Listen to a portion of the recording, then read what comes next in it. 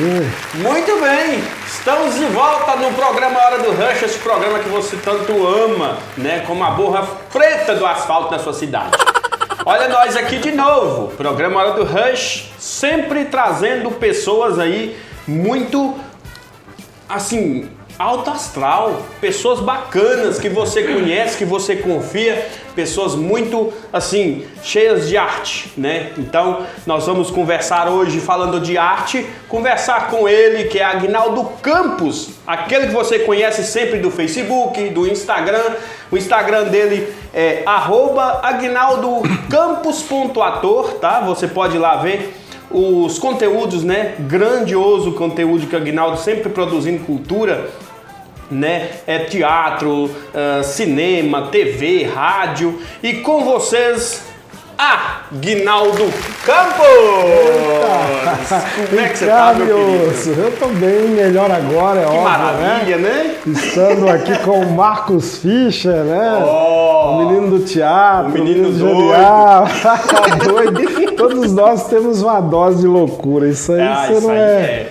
Todos nós isso temos uma, né, como dizia Ariano Suassuna, né, é muito bom tratar-se com os doidos, porque quando o pessoal é correto, quando o pessoal não é doido, a gente tem que desconfiar um tiquinho, né? E assim, esses dias eu estava conversando com uma pessoa na rua e a pessoa virou pra mim, que você sempre tem esses ditados assim mais filosóficos, você sempre tem esses ditados mais voltados pro cinema, pro teatro. Sim. E aí eu achei engraçado que eu lembrei de você, o cara falou assim, como é bom conversar com gente louca lá na praça. Sim. Aí eu falei assim, sério, cara? Moço, quem tá conversando com você sou eu? Pra você ter ideia, eu sou apaixonado assim pela... né, nos anos 90, quando eu comecei com o teatro em Belo Horizonte, ia muito em Belo Horizonte, fiz muito curso por lá, e lá tinha um grupo, rapaz, que era comandado pelo pessoal que agitava o teatro ali em BH, que era o pessoal do Raul Soares, né? Se não me engano, é o Hospital Raul Soares, um hospital psiquiátrico, e lá tinha um grupo de teatro formado com eles que era Aqui Não Tem Doido, não. Entendeu? E era aqui não tem doido não, mas chegava todo mundo na loucura. Porque a visão deles, por exemplo, eu vou citar aqui em Malacacheta, tem um cidadão, né? Não sei se eu vou poder citar o nome dele aqui não, mas eu sou apaixonado. Quando eu tô dirigindo, eu paro, freio o carro para ver ele, converso com ele e tal. E assim, porque a gente não olha o lado, né, da loucura, sim, como um lado correto, ou seja, um lado, digamos assim, nós que dizemos que somos certos, nós queremos camuflar a verdade. Sim. Nós queremos camuflar aquilo que é verdadeiro, ou que é omitir a verdade. E eles não. Né? Tem uma passagem, eu vou contar rapidinho aqui. Fica o Ariano Suassuna. Me manda aqui agora, eu sei. O Ariano Suassuna é fantástico. Um cara que morreu que aproximadamente 100 anos, se não me engano, mas lúcido de tudo. E ele conta que o pai dele foi um político muito influente, né? Acho que no estado da Paraíba e tal, enfim, no Nordeste ali.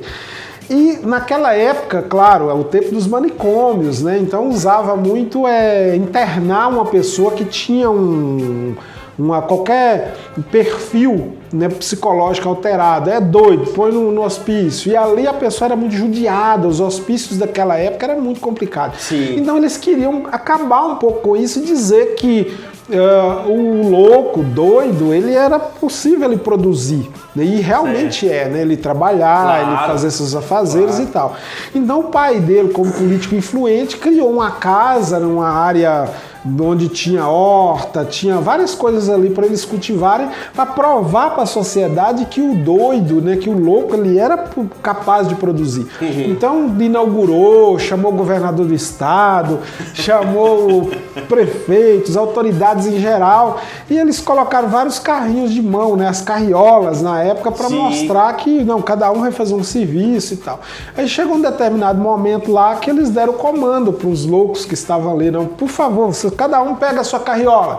Todo mundo foi lá, pegou, saiu empurrando a carriola, menos um. Teve um que pegou a carriola, chegou lá no peito, segurou pelo cabo e abraçou e foi levando. Aí um outro chegou nele lá, uma pessoa que estava ali na organização, falou, moço, não é assim que é pra levar o carrinho, não. Punha o carrinho e vai empurrando. Falou, não, vou nada, vai que eu tô empurrando, eles enchem de pedra pra eu carregar, vou levar ele assim. Vou levar ele desse jeito mesmo. A ótica dele não tá ruim, não tá? Não tá não, então, cara, você que tem bacana. coisa, mas não, ué, tá doido. Vai que eles enchem essa parada de pedra. Eu prefiro pedra pra eu levar ele pesado. Eu levei ele assim mesmo, entendeu? Mas eu sempre falo que, tipo assim, tem dois pontos de visão. Sim. A gente começando a falar assim de história e tal, mas é sempre bom falar com o Aguinaldo, porque ele traz essa visão filosófica do teatro fora da curva. Mas é porque eu vejo esse tipo de pessoa como um exemplo que você acabou de citar. Sim. Eu tô dirigindo o carro, aí na frente tem um caminhão que fala assim, como eu estou dirigindo, né? Sim. Aí esses dias eu percebi e falei assim, pô, bicho, como eu dirijo mesmo? A gente não consegue se ver dirigindo. Essas pessoas, elas conseguem se ver dirigindo. E ó, você vê a visão desse cara aí. Ele não é louco, diferente. Não. Ele se viu dirigindo e falou, não, esse carro vai encher de pedra. Então, às vezes é como eu digo, né? Eu formo atores, né? Vamos falar um pouquinho disso aqui agora, porque na verdade as pessoas falam assim, como forma atores, né? Enfim, eu vou entrar no mérito disso um pouco depois, mas graças a Deus eu tenho muitas pessoas, muitos alunos, hoje ex-alunos, que estão brilhando aí e tal. Então, quando a gente traz alguém com essa ótica, né? Porque, por exemplo, eu passei muito pelo teatro social, que é aquele teatro que às vezes a pessoa ela procura a gente, né? Essa pergunta, primeira pergunta que eu faço, qual que é o seu objetivo aqui? Eu vim aqui porque meu psicólogo achou legal eu fazer um curso de teatro. Eu vim aqui porque minha mãe mandou, já teve isso. Eu vim aqui porque eu tô dando muito trabalho lá em casa e me mandaram fazer um negócio, disse que teatro é bom. Aí o outro já chega, não, eu quero ser ator, eu quero... Então, a primeira coisa é identificar o que a pessoa quer. O calcanhar de Aquiles. A partir do momento que eu sei o que ele quer, eu vou ajudar dentro daquela perspectiva, né? E não dá uma responsabilidade, tipo assim, o cara fala assim, não, eu vim pra isso aqui. Sim, dá, porque você tem, por exemplo, pra mim, às vezes você pega, por exemplo, um cidadão que ele tem um talento enorme, mas o objetivo dele é simplesmente uma terapia. Nada. Só isso. E teatro, você se tornar ator tem que ter uma responsabilidade muito grande. Então, como eu estava dizendo, o campo, a ótica de você... a maior dificuldade da gente hoje treinar um ator, principalmente um ator que é cheio de vícios, né, que tem, vamos dizer assim, as condições adversas da vida, vamos dizer assim, você tem que tirar esses vícios dele, digamos assim, o cara, ele tá viciado, não é que ele tá viciado, nós já viemos de berço cheio de vícios, ou seja, cheio de paradigmas, cheio de coisas, por exemplo, que a religião coloca, que os nossos pais não têm culpa, mas eles colocam, porque é a tradição que vem de pai para filho, eu fui criado assim. É o que hoje está falando muito, aquela questão das crenças limitantes. Sim, uma crença que te limita a ir para frente. Os nãos da vida e tal, então assim, para o ator é muito complexo, porque ele esbarra nisso quando ele vê que ele tem. Porque a pessoa fala assim, teatro é fingimento.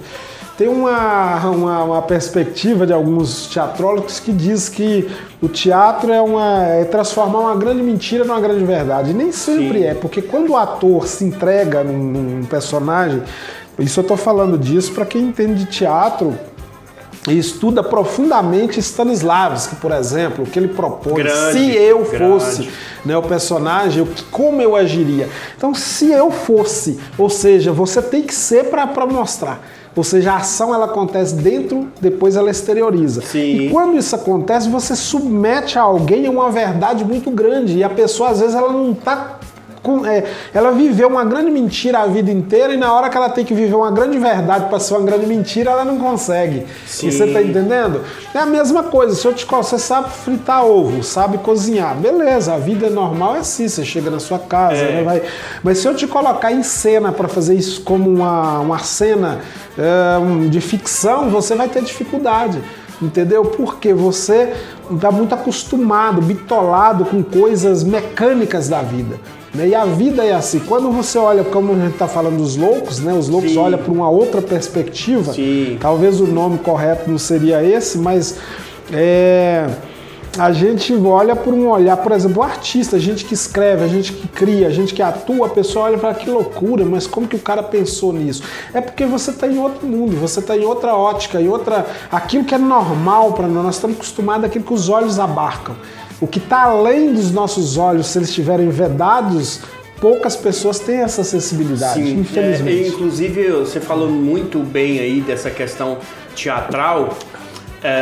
Eu me deparei com uma cena uma vez do teatro que você estava ministrando e eu achei impressionante a visão, a sensibilidade que você teve de mostrar para pessoa que estava dirigindo, né, para ela que estava ali no corpo e para nós que estavam assistindo, que a pessoa, né, inclusive tava até a moça estava lá e tal, não sei o que.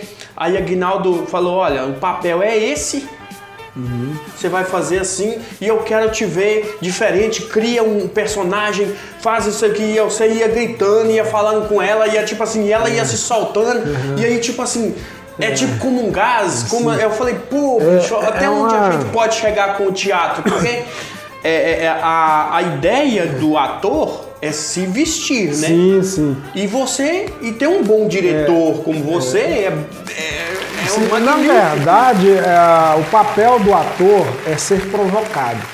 Eu sempre digo que aquilo que você faz e dá certo, você tenta repetir ele, é loucura. Então você nunca deve fazer uma coisa que deu certo igual. Faça melhor, vai sempre melhorando. Porque senão você vicia em algo, eu vou ficar a vida inteira nisso aqui. Entendeu? Então assim, quando você provoca o ator em cena, naquilo que ele está fazendo, ele consegue desbloquear, tirar de dentro coisas que nem ele sabia. Às vezes o próprio ator chega para falar, nossa, eu não sabia que eu sabia isso, eu não sabia que eu conseguia falar assim ou fazer assim. Né? Porque fica aquela coisa mecânica, é uma coisa muito de igreja, muito de escola, não criticando igreja, escola, mas aquela coisa que é só para aquilo, uma poesia pro Dia das Mães, né? Decora e tal, é aquilo. Sim. Não, eu, ator, preciso sentir o que eu estou falando. Eu detesto, por exemplo, por isso é que é preciso a gente treinar o ator, para que o ator esteja num ambiente de pressão. Entendeu? Um set de filmagem no cinema é um ambiente de pressão. Se você não está preparado para lidar com a direção,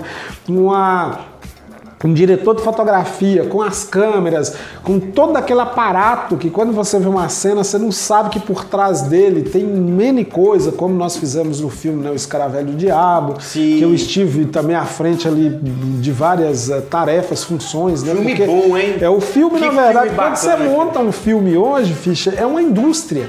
É a mesma coisa de você fabricar aí um pão. Você chega lá de manhã, tem a massa, o fermento, a máquina, você liga o forno que aquece e tal.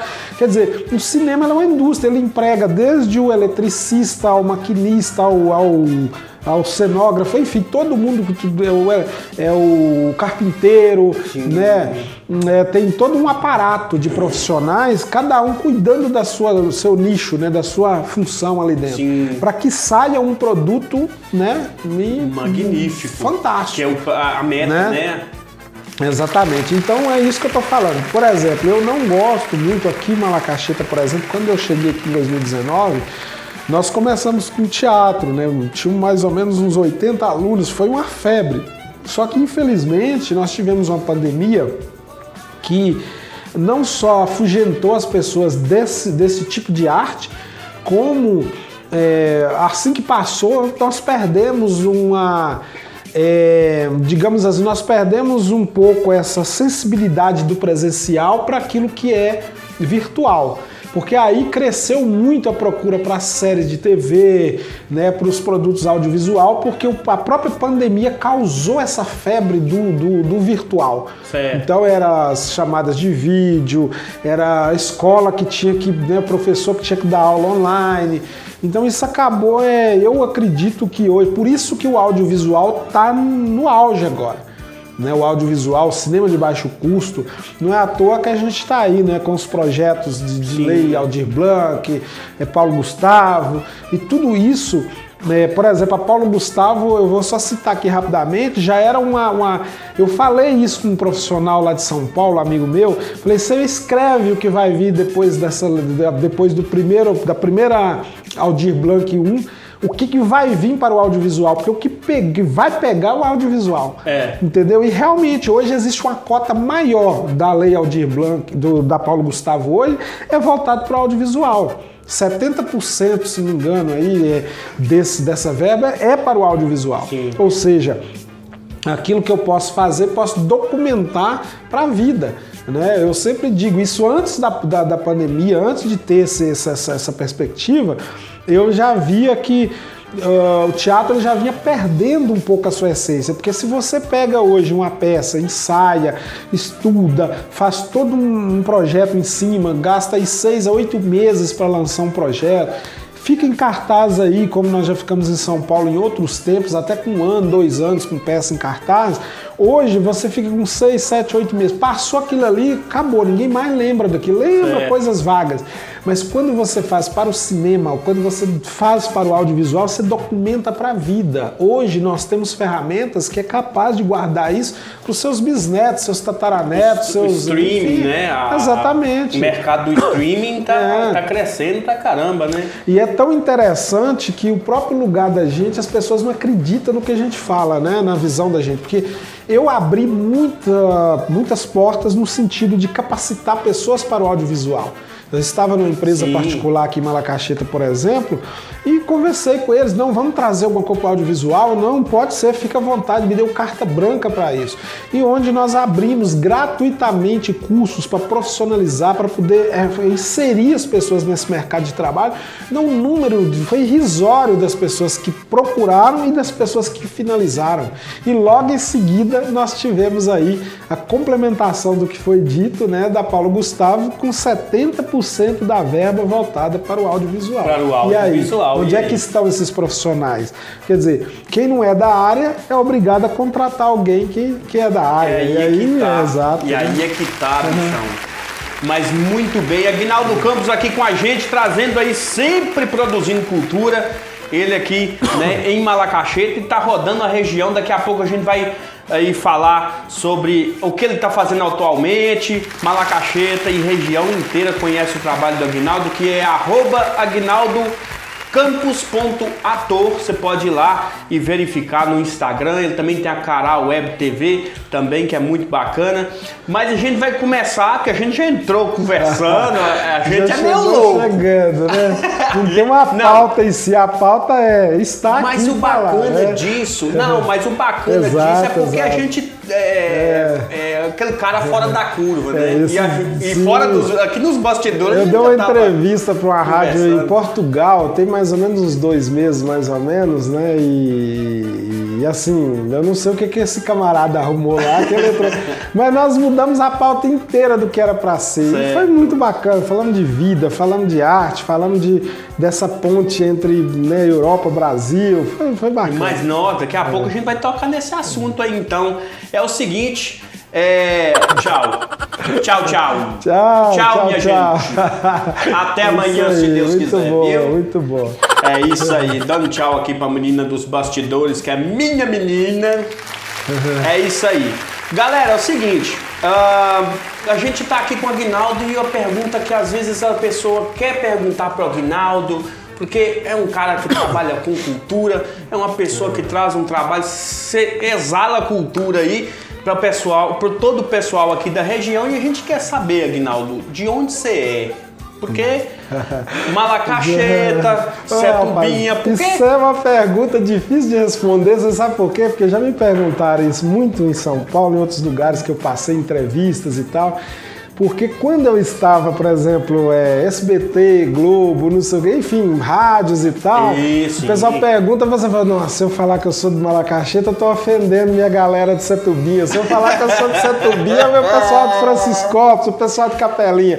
Então, assim, eu tenho o prazer, né, de dizer o seguinte, eu nasci em Palmeiras do Vale, né, eu amo o distrito de Palmeiras, Palmeiras do Vale. Então, naturalmente, né, isso na época que era ainda distrito de povoado de Malacacheta, e Setubinha é distrito de Malacacheta. Então, hoje, Quer dizer, eu sou natural de Setubinha, comarca é Malacacheta, mas sempre cresci, né, eu sou malacachetense. Mas, é como diz, eu me sinto sempre pertencendo a uma região. Acho que eu sou do Vale de Jequitinhonha, eu sou do Mucuri, é uma paixão que a gente tem tão grande que a gente se sente, né, do lugar. Mas a pergunta inteira, respondendo, né? Minha naturalidade é de Setubinha. Setubinha. Exatamente. Então você daquela região ali de Setubinha, conhece muita história da cidade, sim, né? Da região ali, Novo Cruzeiro. Passei muito minha infância também em Novo Cruzeiro, Malacacheta, fazendo essa ponte ali, porque tinha a Fazenda Sul América, né? Meus parentes trabalhavam muito por lá. Olha aí. E comercialmente falando, né? Era Novo Cruzeiro, onde, né, fomentava contas bancárias e tal. Mas a paixão por Malacacheta existe desde os primórdios, né? Porque era aqui que a gente sempre vinha.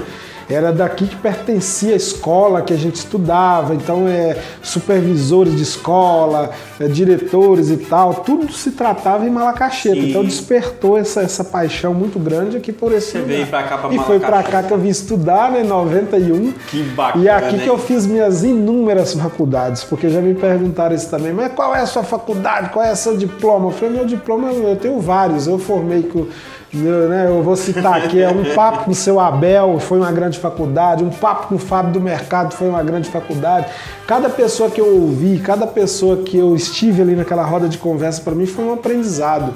Que eu sempre falo, Fischer, não adianta o camarada passar 4, 5 anos dentro de uma universidade e passar o resto da vida preso nas suas teorias. Tá certo. Que a pessoa ela tem medo de expor as suas verdades, de criar as suas possibilidades. Então, assim, não sem acessibilidade, e é necessário estudar, coisa. Sim, tem que estudar mesmo. A gente tem que buscar... Porém, a gente não deve ficar preso a somente aquilo que alguém criou pra gente. Eu vou falar aqui um pouquinho, voltando na questão do teatro, fugindo até um pouco da pauta que você acho que colocou aí. Não, o próximo é o teatro mesmo também.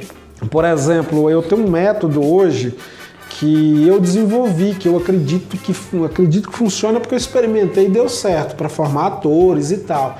Né? É onde eu colocava, por exemplo, crianças de 3, 4, 5 anos de idade para poder apresentar uma peça de 30, 40 minutos. Como que não sei o que e tal, o menino é autista, o menino é isso, o menino é aquilo, mas conseguia fazer devido ao método. Mas se eu tivesse ficado preso, não que todo ator tem que estudar a Bíblia do artista, vamos dizer que a Bíblia do artista é Stanislavski. Né? Depois de Stanislavski nós temos Grotowski, Meyerhold, né? Stella Adler e por aí vai. Tudo Stella, eu gosto muito, né? Da Stella. Tem uns livros da Stella. Porém há momentos na vida da gente que nenhum desses estudiosos nos auxilia. É como o magistério. O cara vai estudar Piaget até falar chega, mas vai ter momento na sala de aula que ele vai deparar com uma situação que não existe Piaget no mundo que vai ajudá-lo.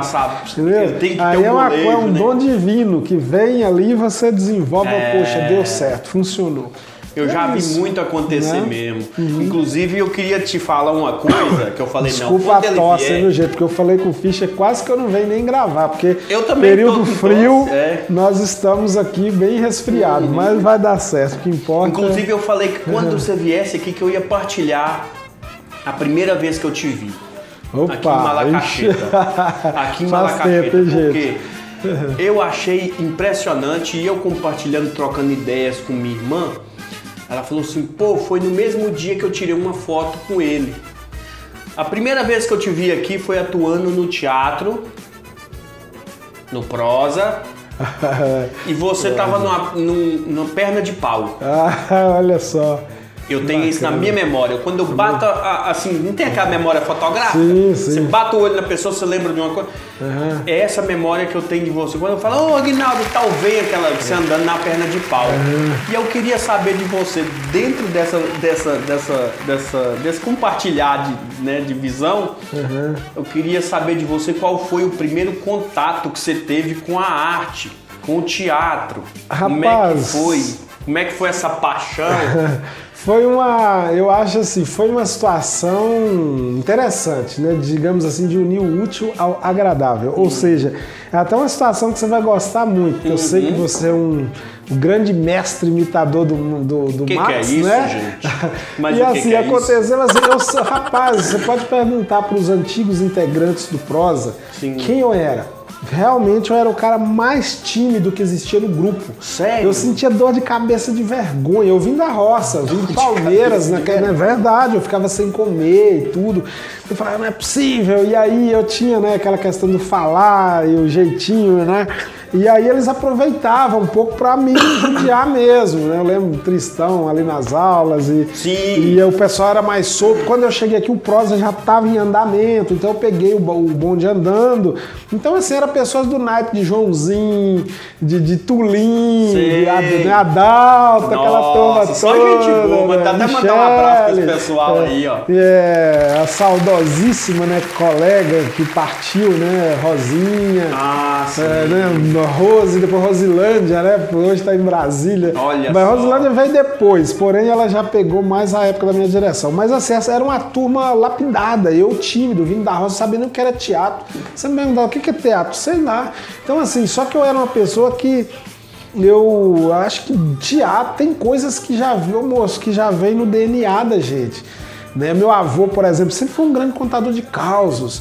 E eu vim para a cidade, tímido demais, fui um dia num concerto musical que sempre tinha, né, naquela época o ginásio, o Monsenhor Clóvis, onde hoje é a Secretaria de Educação, na direção de Maximínio, né? Sim. Teve um concerto com os alunos do professor Babão e, se não me engano, o Celinho participava, Celinho Bigorna, né? Sim, que bacana. E aí eu fui assistir, rapaz, e no final de tudo isso, eu lembro até das músicas, que era cada aluno que ia e tal, né, tocando ali. Naquela época o teclado estava começando o auge, né? Tanto é que ficamos aí décadas e décadas com anjinho de teclado. Alô, meu amigo, não sei quem, lá de seu brincadeira, viu? Mas enfim, então assim, essas perspectivas, essas mudanças de hábito que as pessoas, que o próprio sistema, vamos dizer assim, ele muda. A cada 10 anos nós temos uma referência musical, uma referência de moda, uma referência cultural e tal. Então, no final do evento, foi divulgado um curso de teatro, né? O próprio professor Maximino falando, olha, tem quem quiser, tiver interesse, é na biblioteca municipal, quem quiser fazer teatro. Eu falei, mas o que é isso? Eu vou descobrir o que é isso. Eu morava próximo à biblioteca, era onde é a Ematé ali, do lado da Ematé ali, que era a biblioteca, sim, né? Sim. Eu lia muito, gostava muito de ir lá, então eu fui lá, fiz minha inscrição. Tanto é que é um caso curioso, né, que minha primeira aula, as aulas eram no domingo de manhã. E naquela época, olha, hoje, quem é que... Tem gente que não levanta de manhã nem para ir na igreja, muito menos para ir num curso, né? E naquela época, não, o teatro enchia, o curso era de manhã, 7 horas da manhã, tava assim, ó, e terminava quase meio-dia. Quando você falava teatro, o pessoal ficava, nossa, então, vem aquela coisa. E era lá no próprio Monsenhor Clóvis, numa sala. Só que o primeiro dia de aula, o ginásio velho aqui, onde é a Secretaria de Educação. Ah, sim. Entendeu? Entendi. Quando eu fiz a primeira aula, que eu fiz a inscrição, eu começava no domingo. Isso foi numa sexta-feira o concerto, a aula já era domingo. Então eu passei lá, eu fui na segunda-feira, fiz a inscrição para começar no domingo seguinte. E a primeira aula, digamos assim, o professor Tristão não estava, acho que foi fazer uma viagem, então não foi com ele que eu tive a primeira aula. E curiosamente, né, o primeiro professor, vamos dizer assim, o primeiro contato que foi ministrar aquela aula naquele dia foi João Vils. João Vils, trabalha na farmácia, irmão de Adilson, né, e tal, que fez lá, tinha o cabelão, ele fazia o Kafka na peça, a primeira peça que nós fizemos foi desse TX-27, ele que era o mestre Kafka, né, que tem o cabelo e tal.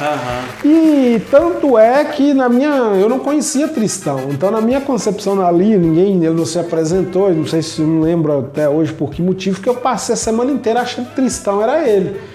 E aí, quando chegou a próxima aula, que era o Tristão de verdade, ele que é Tristão. E aí, o negócio foi indo, né? Mas, é como eu te disse, eu tinha dor de cabeça de vergonha porque eles descobriram que eu era tímido, que eu tinha um jeitinho bem bichinho de falar, né? Sabe aqueles meninos de roça, bem arisco, bem ignorante também? E aí eles colocaram, eu lembro das meninas muito bonitas, né? Era a Michelle, aquela galera toda, aquelas meninas. Aí eles iam fazer improvisação, chegando pra mim e falavam assim, e aí, gatinho, tudo bem? Como é que você... Eu morria de vergonha, mano. Não é possível. Que resposta que eu vou dar pra essas meninas agora? E se brincava muito com isso, não é? Porque, tipo assim, o cara era muito tímido, que chegava na sala de aula. Nessa...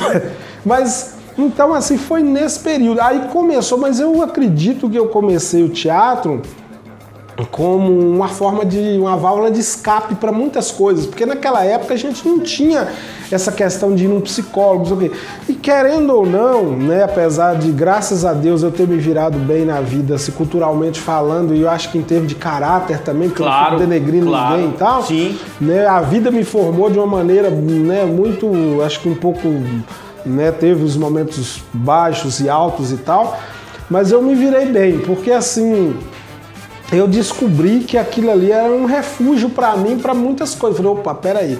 Né? Eu descobri que eu gostava de escrever, gostava de ler, gostava disso daqui. Eu falei, isso aqui vai me ajudar bastante. Isso foi te dar asa. Exato. Eu me lembro até interessante que nas peças eu fazia muita figuração. Claro, não era culpa do diretor. O diretor via que meu perfil talvez não estava... Mas eu mesmo me dei um desafio. Eu falei, ó, quer saber de um? Eu vou escrever eu mesmo minhas próprias peças, vou me dar os personagens mais desafiadores e vou ver o que dá. Olha, e aí a coisa fluiu. Todo mundo corre de personagens. Exato. Os caras, você foi lá e... E uma das peças que eu escrevi, que foi sucesso, rapaz, até hoje eu lembro, chamava Os Três Compadres. E ninguém queria fazer o Zé da Mula, né? Porque as pessoas têm mania. Vai ficar me chamando de Zé da Mula depois. Então tinha o Zé da Mula, o Zé da Égua e o Zé da Cobra. Eram os três compadres. Rapaz, essa peça era luxo. Tem hoje Lília, um abraço pra Lília, né? Lília Oliveira.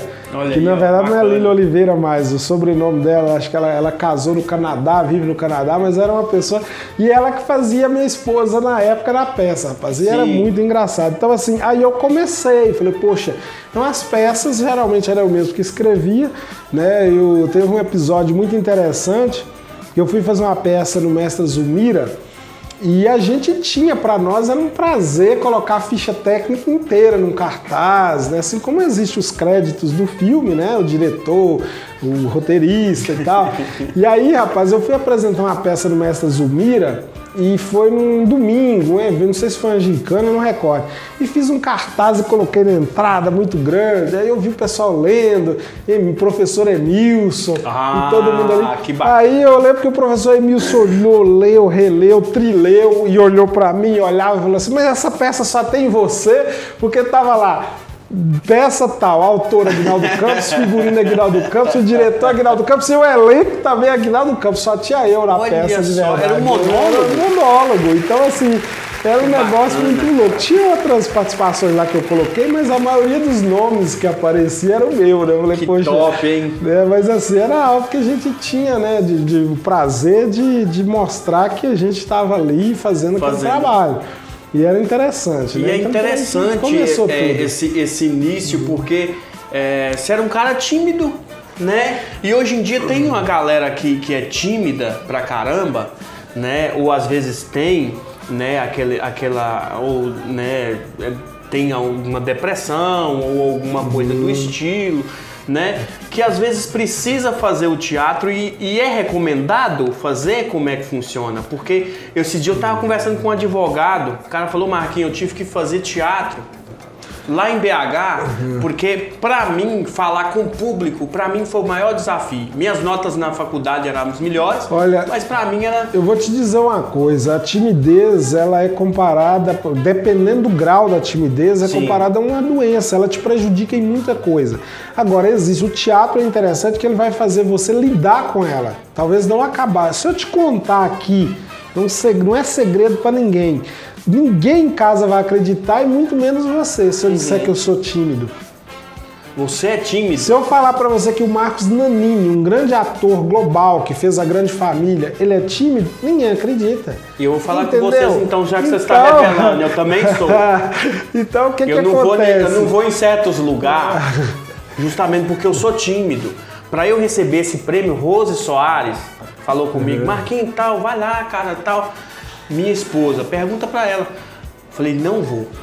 Ah, não, você vai sim. Eu falei, não vou e eu não sei como é que anda ali, eu não sei como é que fala, não sei. Tipo assim, dá uma limitância na gente, é difícil. Mas na verdade, o teatro é o seguinte, deixa eu até falar isso aqui pra todo mundo, que às vezes tem algum pai, uma mãe em casa que o filho tem interesse em fazer teatro e acha que Teatro é simplesmente aprender a decorar textos, não é. Hoje eu digo, para meus cursos, eu acredito que é para a vida. Então, quando eu falei lá no começo que a pessoa chega, eu vim que meu psicólogo mandou, eu vim que não sei quem me mandou, né? É interessante que a pessoa experimente, como eu digo, não é para você se tornar um ator, mas é para você se tornar uma pessoa melhor para a sua vida, porque o teatro, os exercícios em si, ele faz com que a pessoa abra a mente, amplie o seu olhar acerca da vida à sua volta. E de repente aquela pessoa, ela enxerga a vida aqui.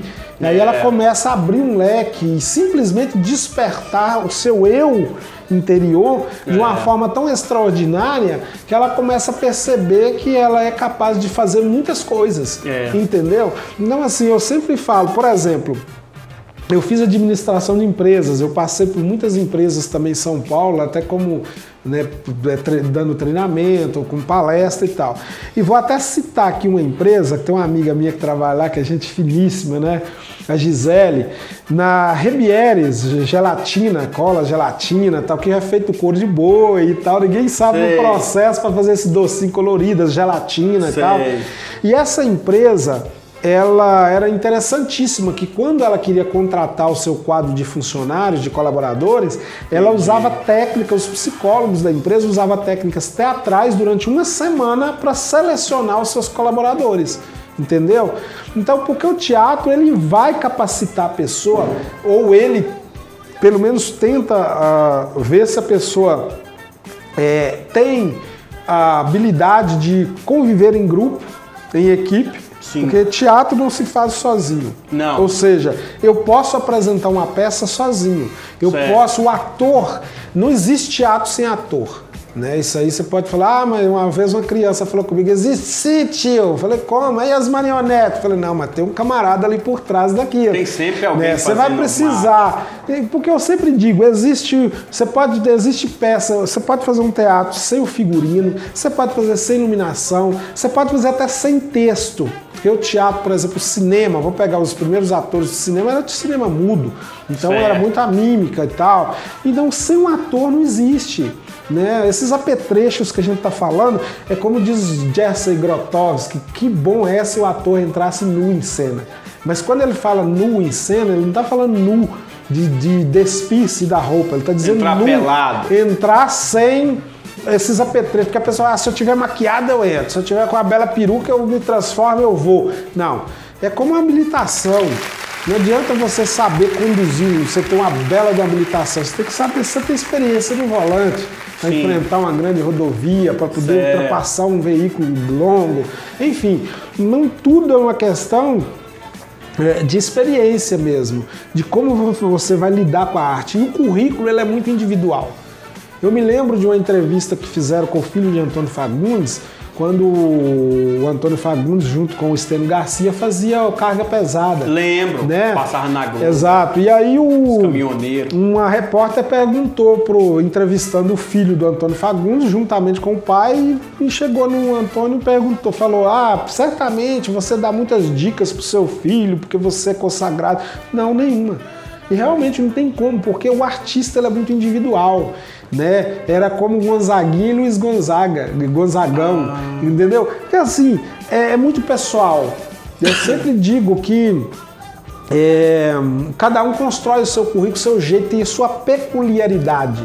Eu, por exemplo, sou apaixonado pelo teatro popular. Eu prefiro 1 milhão de vezes montar uma peça sobre sua vida, sobre um caos que você me conta, do que trazer à tona um Shakespeare, ou um Samuel Beckett, ou qualquer um desses aí. Até porque são textos consagrados, eu preciso inovar, trazer o novo, explorar aquilo que está na frente do meu nariz. Mas você não acha que é por causa da sensibilidade?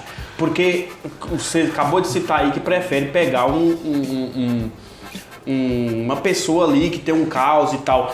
Geralmente esses senhorzinhos, essa senhorinha da fornalha, senhorzinho ali da enxada. São as maiores riquezas que nós temos. São as melhores riquezas. Essa sensibilidade, trazer essa sensibilidade para que as pessoas conheçam, né, no teatro popular. Talvez não seria essa sensibilidade, essa necessidade de você olhar para as pessoas dessa forma? Então, sim, essa realmente é a questão dessa sensibilidade de reconhecer. Como nós estávamos falando no começo do louco, né? Da loucura Sim. e tal.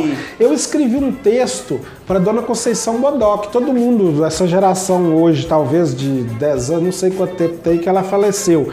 Não lembra dela. Mais. Mas é uma pessoa que fez parte do inconsciente coletivo, que faz parte ainda do inconsciente coletivo. Eu tenho uma de história muitas com pessoas, ela, entendeu? sim, Então, muito assim, bacana, eu gosto muito só quem dela. tem uma sensibilidade, alguém vai falar, mas por que você está escrevendo uma Muito história para bacana. Dona Conceição Bodoc? Para mim, morava perto de isso casa. pois é, para mim isso faz pouco. A engrenagem cidade é feita de gente, de pessoas. Entendeu? Contatos, exato. Então, né? assim, no meio dessa engrenagem você tem pessoas de tudo quanto é jeito. Se você tiver a cidade e não tem o bêbado, não é a cidade. Se ela não tem o doido, não é, né? Se ela não tem o barbeiro que dirige horrivelmente, né? Enfim, nós temos todo esse contexto, tanto positivo quanto negativo. E isso faz parte dessa convivência. Por exemplo, a sua filha, meus filhos, essa era que eles estão, eles vão ter memórias, eles vão guardar esses gatilhos aí para serem abertos anos à frente. Próxima geração. Então, é o que eu falo, como você falou da questão da sensibilidade. Nem todo mundo, as pessoas estão procurando buscar o cara que é doutor de não sei o quê, o cara que... Entendeu? Mas nem todos coach de não sei o quê. O cara, nem todo mundo tem essa expertise, ou seja, de ver que às vezes o avô dela, é o que eu falo, por exemplo, eu gosto quando eu vou dar aula, que a primeira coisa que eu faço com todo mundo, né? Vai dar aula na Secretaria de Cultura, não sei onde e tal. Beleza, me traz um projeto, beleza, você escreve um projeto, coloca ali, né, os objetivos, ou a parte lúdica, didática, como é que vai funcionar, entrega o projeto. Mas na hora de colocar na prática, poxa, o projeto só vai desenvolver a partir do momento que eu conheço os meus alunos. Eu não sei o que eles estão trazendo para mim. Mesmo que seja uma carga, uma bagagem negativa, né? Mas eu preciso saber. Aí eu quero saber quem é você? Eu sou fulano de tal, você é filho de quem? Porque eu sou assim, eu tenho uma memória bacana para guardar sobrenome. Se eu tiver 80 alunos, talvez eu não lembre do nome de ninguém na próxima aula, mas se falar o sobrenome, eu guardo pelo sobrenome. Olha que é mais difícil, entendeu? É mais difícil. Mais difícil. Se você falar, por isso que eu pergunto o nome todo. Seu nome é Marcos. Marcos de quê? Marcos Ficha. Opa, Ficha. Entendeu? E já vai, entendeu? Às vezes, como eu vou dar um trabalho para fazer um trabalho numa cidade que eu não conheço, é praxe que eu estude essa cidade. Não, vou dar aula lá em Poté. Eu não sou de Poté, mas eu preciso saber a história. Eu faço isso. Eu vou saber qual que é a história de Poté, como é que ela foi fundada, por quê, por quem, que ano, como é que foi. Porque quando eu vou lidar com o aluno, eu vou provocar ele. A hora que eu falar, pai, eu sou João Sampaio. Opa, peraí, né? O prefeito daqui é Nego Sampaio. A família Sampaio aqui é foda. Aí o cara de repente... Exato. Porque de repente existe uma questão muito legal que chama-se aquele sentimento de pertencimento. De repente você tem um adolescente rebelde. Ele está acostumado a quebrar as estátuas da praça. Para ele, tanto faz chutar o cachorro que está ali e tal. Enfim, para ele tanto faz. Né, o enfeite de Natal que está ali, que custou caro, né, que a população que paga, ele lá destruir aquilo. Quando você desafia ele, provoca ele, faz com que ele fique frente a frente com o seu eu, do seu eu e seu passado, opa, peraí, quer dizer que meu bisavô foi responsável por ajudar a fundar essa cidade. Peraí, então o cara começa a pensar, opa, peraí, ele vai pensar duas vezes, se eu vou quebrar essa estátua da praça, eu sou um cara que vou, né, rebelde, que faço isso, opa, peraí, meus antepassados ajudou, por que agora? Então pelo menos você leva ele a pensar duas vezes antes de, entendeu? Então assim, a ideia é essa. Eu não posso entrar de qualquer pura, tudo pra mim tem que ter um fundamento, senão não funciona. Uma peça tem que te ensinar alguma coisa. Mas a chave é isso que a gente tá conversando. Sim. A sensibilidade é a chave. Você tem ideia? Igual eu tava assistindo o filme esses dias do Máscara, aquele com o Jim Carrey e tal. Tá.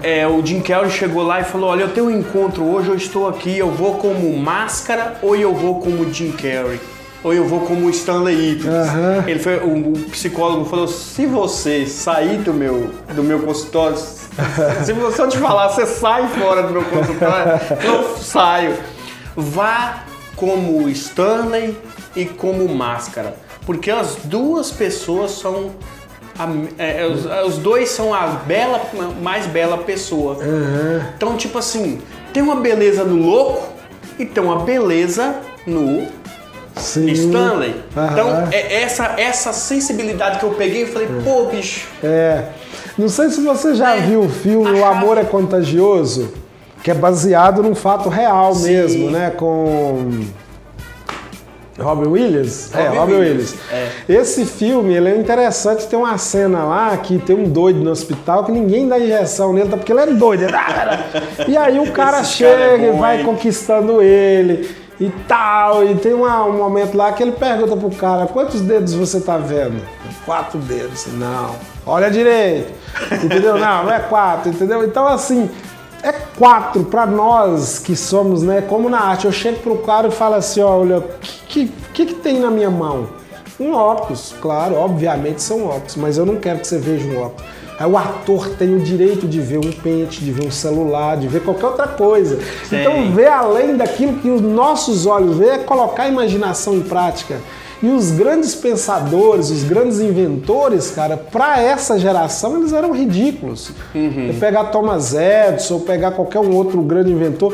Eu trabalhei num colégio particular durante 12 anos. Em cada série tinha um projeto. E um deles, no projeto de propaganda e marketing, que era na 7ª série, que hoje é o 8º ano, né, não mudou essa nomenclatura, era tão interessante que tinha lá, eu não vou recordar agora as datas, mas em 1800, 1900, quando entrou ali a era Ford, né, o Henry Ford, que revolucionou a indústria da montagem, né? Isso influenciou todos os outros. Ninguém faz uma administração de empresa, por exemplo, hoje sem saber, sem ouvir falar em Ford, né? O método Ford e tal.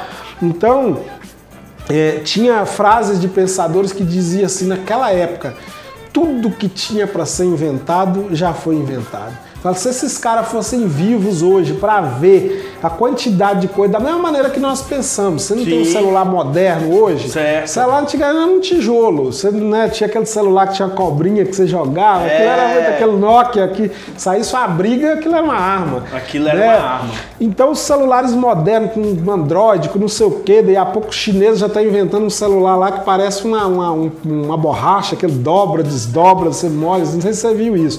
Então assim, nós hoje, diante de uma tecnologia que nos assusta, como é que a gente para pensar daqui a 50 anos, daqui a 30, 50 anos, o que vai ter que vai superar o que nós temos hoje? Então, da mesma maneira como aquelas pessoas pensaram lá atrás, olha, já inventou a energia elétrica, já inventou o rádio, já inventou o automóvel, então não tem mais nada para ser inventado, medo engano, né? Então assim, voltando no contexto do ator, é a mesma coisa. Se o ator não tem capacidade de enxergar além, eu cobro isso dos meus alunos, porque quando você chega numa lanchonete, por exemplo, você vai pedir lá um suco. Ah, eu quero um suco aí, tá. O ator, ele tem a obrigação de sentar em segundos, examinar, verificar o ambiente, cor das toalhas que envolve a mesa, como que a garçonete anda, como é que é a cor do suco que ela tá trazendo, o jeito que ela pega no copo e tal. É isso que enriquece o seu eu, sua bagagem interior, entendeu? Porque quando você vai dar vida a um personagem, todos esses elementos que normalmente nós não temos sensibilidade para isso, você não consegue detectar. Que envolve todo o sentido. E aí entra também a questão da psicologia. É de você detectar quem está à sua volta. De repente você está conversando com um amigo seu que está aí, que trabalha com você há 10 anos, o cara está passando por um maior problema e você não detecta que o cara está passando por um problema. Passando por algum entendeu? Problema. A gente fala muito da questão do suicídio, né? Às vezes pessoas, eu vou um assunto um pouco delicado aqui, mas às vezes as pessoas que um dia comete um suicídio, os colegas, as pessoas que estavam próximas dela, falam assim, nossa, eu nunca imaginei que fulano estava me avisando, eu nunca imaginei que fulano estava ali gritante, sabe, pedindo por socorro e eu não percebi. Porque assim, por isso que eu estou te falando, então para o ator, quando você não é para você atuar. Quando eu vou dar aula de teatro, eu falo, gente, eu não quero transformar vocês em atores, eu quero transformar em vocês pessoas melhores para a vida. Se vocês se tornarem atores, vai ser uma consequência extraordinária. Aguçar os seus sentidos psicológicos. Exato. Por isso que eu não fico aí preso, me perdendo tempo. Eu aprendi a me virar sozinho como agente cultural, entendeu? Então eu penso que Até a gente falando, não sei se está na pauta, adiantando sua pauta, que você falou que você ia perguntar. Sim, do lógico. Inclusive essa parte cultural, ela é muito bacana, mas a gente quer saber também, porque a gente já entrou em filme, né, trocando ideia e tal, falando de atores, a sensibilidade, é questão do cinema, porque o cinema, né, você olha no Facebook do Aguinaldo, dá uma olhadinha pra vocês verem, gente. Ele já viu muita gente, já contracenou com gente famosa, e hoje em dia, o pessoal, eu quero tirar uma foto com um famoso pra ganhar like, pra cá e tal. Aguinaldo contracenou com o Aguinaldo Campos, né, contracenou com essa parte aí de artistas. Como é que foi o contato do teatro pro cinema? Tem um pezinho lá ou você falou assim, não, eu vou mudar a fita um pouco, quero aprender outras coisas? O que me levou muito pro cinema, como eu te disse, eu comecei o teatro como um hobby mesmo, como não vou dizer que é uma brincadeira, mas que eu levava muito a sério. Mas como um hobby, isso para mim não era uma atividade principal. Até que um dia eu me vi sendo obrigado praticamente a viver disso. Ou seja, eu saí de Malacacheta, eu fui para o estado de São Paulo. Quando você saiu daqui? Eu saí em 2002, né? Eu fui 2002. Em agosto de 2002, eu fui para São Paulo e fiquei 10 anos sem colocar os pés em Malacacheta. Sim. Aí depois de 10 anos eu comecei a vir uma vez por ano, 2 vezes por ano, e por fim, depois de 17 anos eu retornei à cidade. Então assim, acontece que foi uma questão de que o próprio destino me levou a isso. Eu me lembro que eu formei magistério, falei, não quero teatro, não quero magistério, não quero mexer com nada disso. Você enjoou do teatro? Eu saí daqui muito sem essa perspectiva. Mas eu vou até te contar uma coisa interessante, que quando eu cheguei em São Paulo, eu percebi algumas deficiências na questão teatral. Não estou falando, eu estava no berço do lugar, grandes atores formados, né? Ali você tem mesmo a escola técnica como Macunaíma, depois as escolas de universidades como o teatro da ECA, né, da USP ali, sim, que forma na própria... aqui nós temos o FMG, lá nós temos a Unicamp, né, que forma muitos atores e tal. Sim. Mas existe uma deficiência de conhecimento daquilo que é muito popular. Aí eu vou te falar uma coisa que foi muito interessante, que eu queria entrar mesmo na indústria, geralmente eu passei pelas fábricas e tudo, mas foi uma crise. Eu lembro em 2002, 2003, teve uma crise financeira bem complicada, e lá na região que eu estava, a indústria é muito voltada para a fábrica de papelão e para os frigoríficos. Se a fábrica de papelão não está bem, o frigorífico não está. Se o frigorífico vai mal, o papelão também não vai, porque são caixas que fabricam, uma coisa puxa a outra. Então foi uma época que eu passei da experiência e tudo, mas veio uma crise que demitiu muita gente. Então eu me vi, eu estava fazendo administração de empresa e os próprios colegas, né, olha, eu fiquei sabendo disso, né, e tal, porque eu fazia umas performances lá na escola, fazia pirofagia, né, e tudo, isso né? É bom, hein? E aí, pessoal, que legal, e aí tem uma vaga de teatro em tal lugar, eu ia lá, pegava em tal lugar, aí comecei com a Sociedade Guarda Mirim, daí a pouco comecei com outras entidades lá, e aí o pessoal foi, mas eu vou confessar uma coisa pra vocês, que eu fiquei mais ou menos uns 2 anos recusando o trabalho por medo. É aí que tá o segredo, onde a gente descobre que a gente nunca deve ter medo de algo. Você tem que encarar de frente. Porque eu ficava pensando o seguinte... Viver. Ficava pensando, esses camaradas formaram na USP, o outro formou não sei onde, eu vim do prosa do Malacacheta, o que eu tenho a oferecer pra esses caras? Você tem a sensibilidade que eles não têm. De repente, rapaz... Né? Tinha uma companhia profissional de teatro montando Sagarana de João Guimarães Rosa, né? Uma obra belíssima de João Guimarães Rosa. Livros e tal, né? Eu lembro. São 9 contos, aí enfim. Aí me chamou lá para um teste, não sei o que. Eu já tinha feito alguns trabalhos antes, eles tinham visto e tal, né? E foi quando essa companhia, o diretor, ele viu, nós fomos fazer uma reunião, conversar, né, Eu me lembro que eu fui convidado a participar também da leitura de uma peça com o Paulinho Vilhena, que era filho do Paulo Betti, ator da Globo e tal. Foi no Sesc, nem lembro agora, em Bragança Paulista, num recorte, faz bastante tempo, isso foi bem no começo lá. E aí eu comecei a entender a dinâmica dessa galera. Falei, opa, tem uma coisa aí que eles não entendem e eu entendo. Então tudo na vida é uma troca. Né? O conhecimento é assim, eu te ensino, você me ensina. Sim, claro. Hoje eu aprendo muito, eu dou aula na Paz de Malacaxeta, eu confesso a você que eu aprendo tanto, mas tanto com aqueles meninos, que eu acho que eles me ensinam muito mais do que eu ensino pra eles. Isso pra mim é uma paixão muito grande. Bacana, né? cara. Gosto demais de estar com eles, eu sinto saudades quando eu não tô dando aula pra eles. Olha, né? Que bom. Então assim... e aí que eu percebi, Sagarana, rapaz, tem uma situação que se eu contar aqui, você ri, o pessoal vai rir.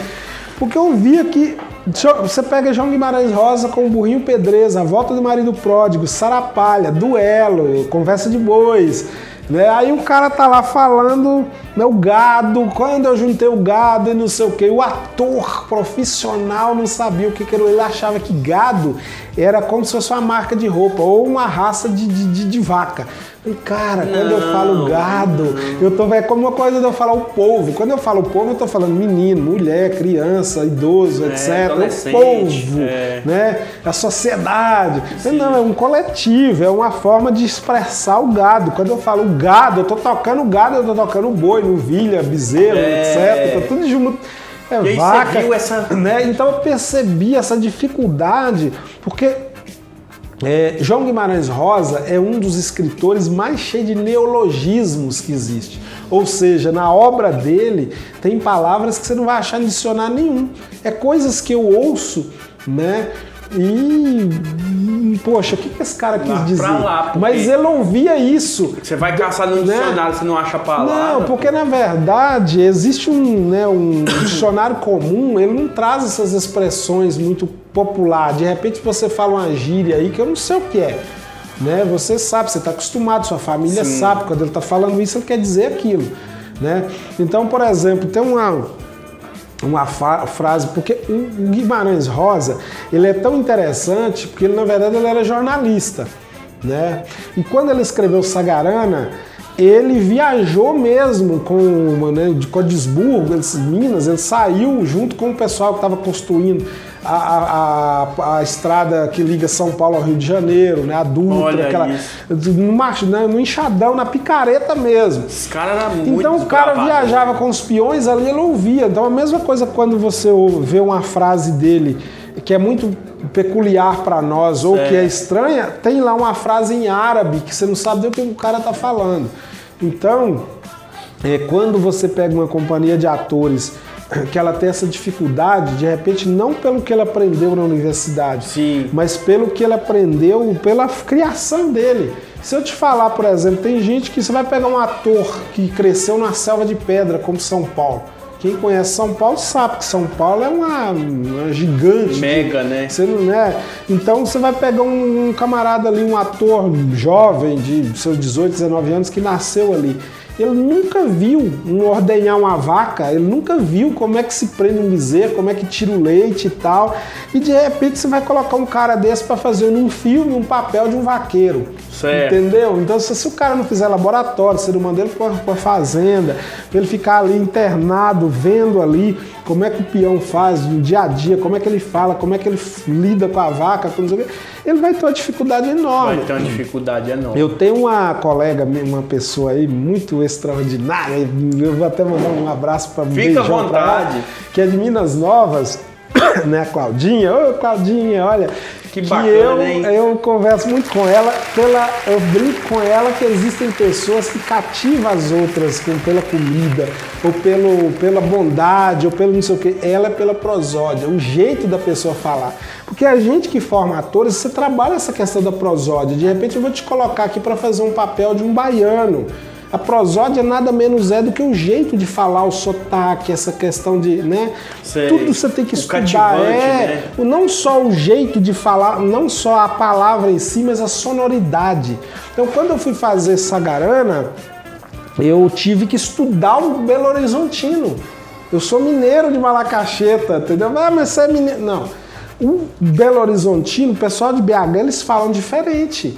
é uma sonoridade quase cantada. É quase cantada, Eles falam que o mineiro conversa cantando.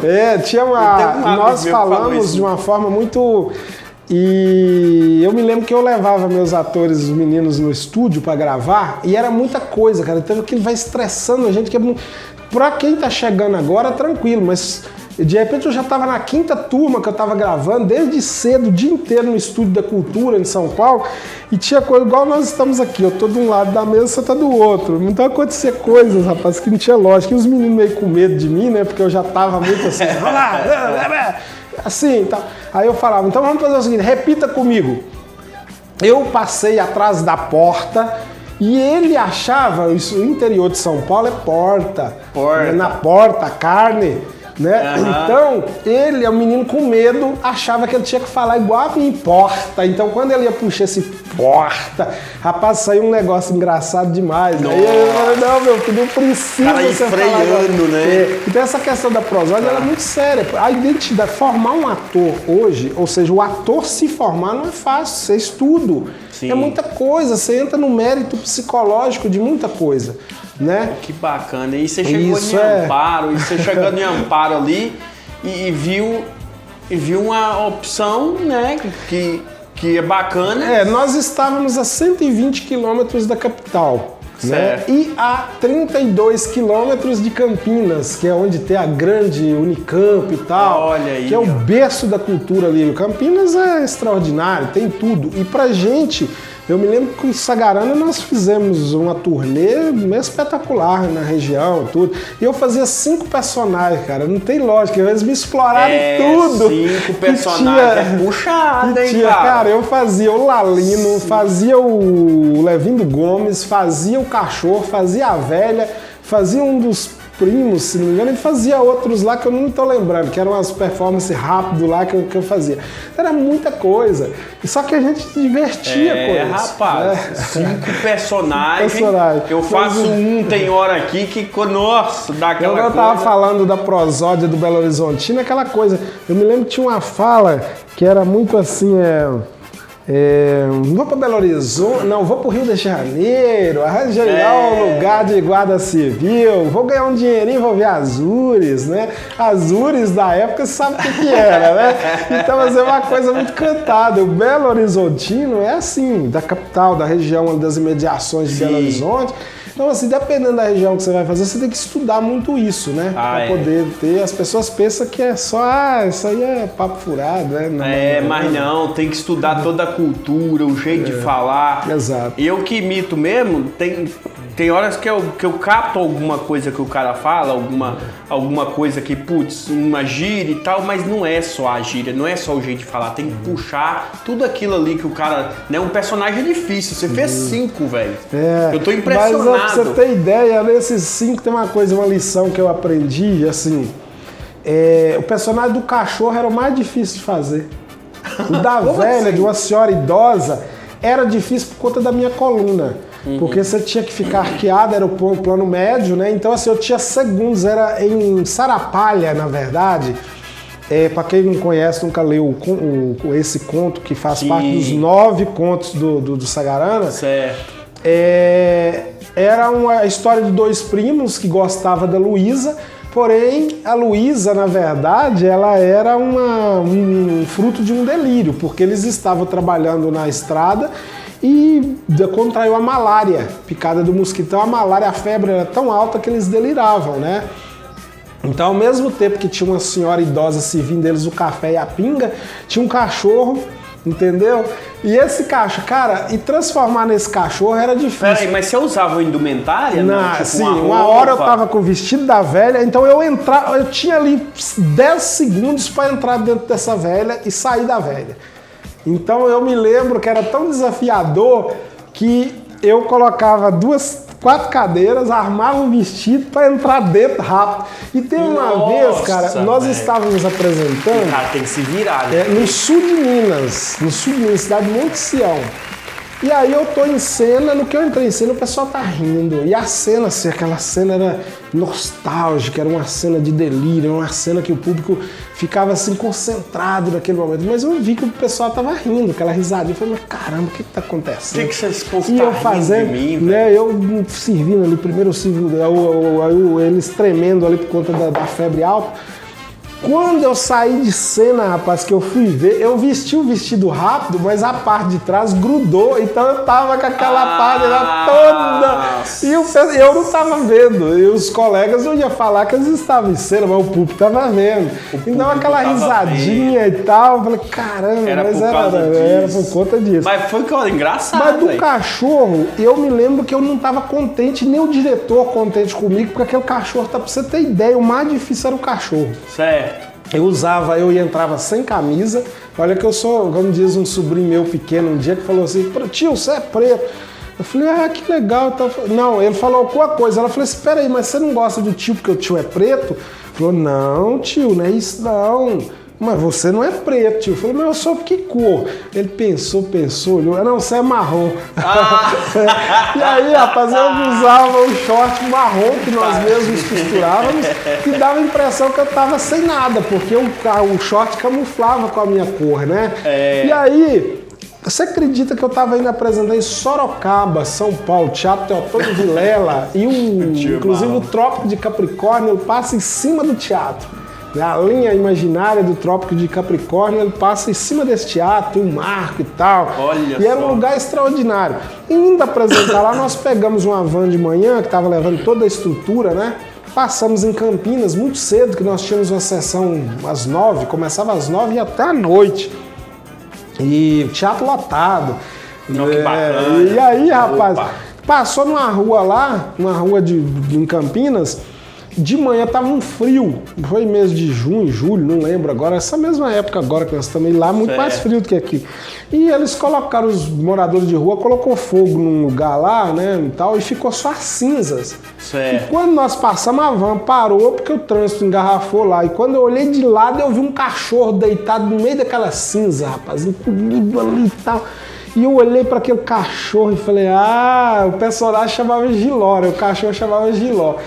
E aí eu observei o cachorro e fui olhando e pensando nesse cachorro. Fui lá, comecei sozinho, sem falar, treinando a posição do cachorro deitar. E de repente, rapaz, o diretor, quando eu fiz a primeira sessão às 9, a segunda depois. Aí no horário do almoço o diretor olhou pra mim, eu sabia que eu tinha melhorado. Eu falei, não, tô melhor que esse cachorro, mas não falei nada. De repente os próprios colegas falaram assim, nossa, por que você arrumou com esse cachorro? Eu falei, mas por quê? Tá ótimo, tá 10. Eu falei, peraí, cara, eu vi o laboratório ao vivo, eu vi o próprio cachorro deitado na cinza. E realmente a cena era ele deitado na cinza, ali, aquela posição. Eu nunca achava essa posição, né? Porque as pessoas dizem assim, eu faço teatro, mas fazer papel de morto, fazer papel de árvore. Eu falei, você tá fazendo os piores. Não é porque você vai fazer o papel de morto que você vai se livrar e fazer o mais fácil, não é. Tem um controle de respiração, tem um controle, tem toda uma técnica, Eu lembro que você, quando você veio de Amparo, não, você estava morando lá ainda. A gente fez uma peça. Treinamento, né? Você deu um treinamento muito bacana aqui, a gente fez as 7 caras da verdade. E aí tinha um cara, o Rodrigo morria, né?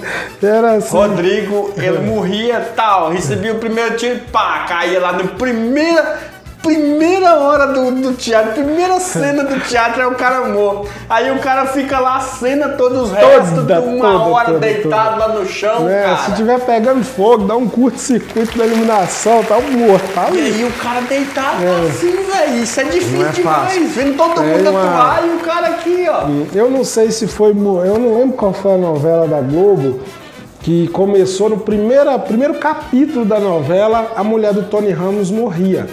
Eu lembro agora, não sei se era Dono do Mundo, acho que era o Dono do Mundo, uma coisa assim. Certo. E eu vi os bastidores dessa gravação, que foi numa praia assim e tal, e chovia, o velório era...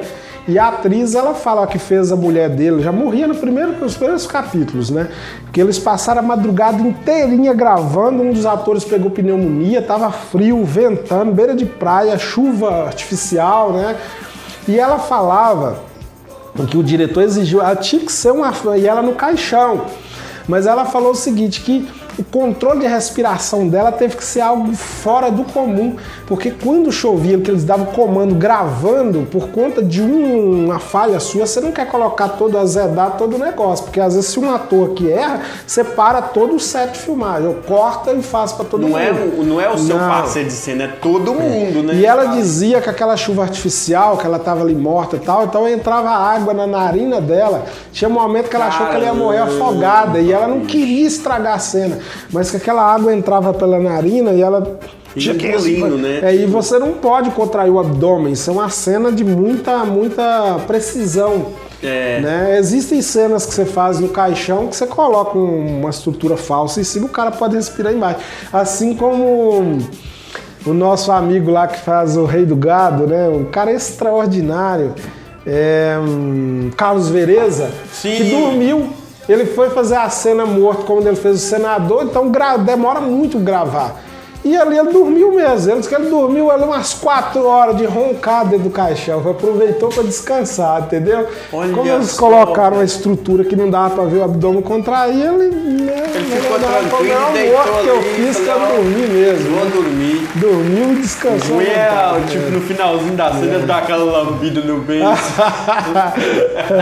Pois é, cara, mas é... Mas você falando de atores assim e atrizes com tanta precisão, quando é que você teve o primeiro contato com o famoso lá? Porque eu vi que você tirou foto lá com a Maísa, você tem foto lá com vários atores, atrizes. Olha, eu estava numa região que, impressionante, ela é considerada um set de filmagem vivo.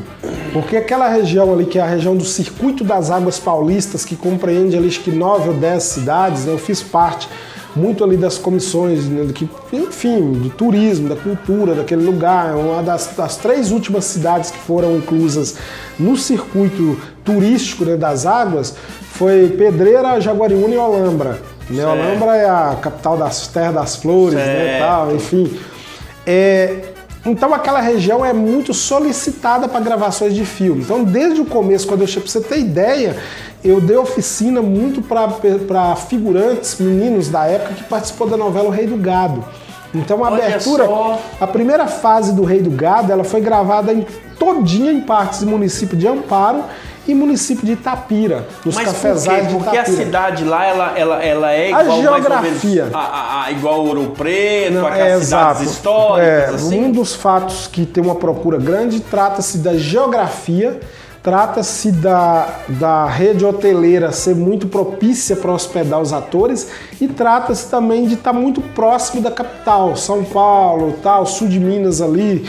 E então a geografia ali ela é espetacular. Ali você tem, se você quer gravar alguma coisa com fazenda de gado, você tem. Se você quer gravar com fazendas históricas, você tem. Se você quer gravar com ruas históricas, você tem. Tanto é que tem um comercial da Balduco famosíssimo que foi gravado lá onde eu gravei o meu segundo filme, onde o primeiro foi a Menina da Bicicleta Azul. Eu não atuava, eu só simplesmente roteirizei e dirigi. Você roteirizou, então? Isso.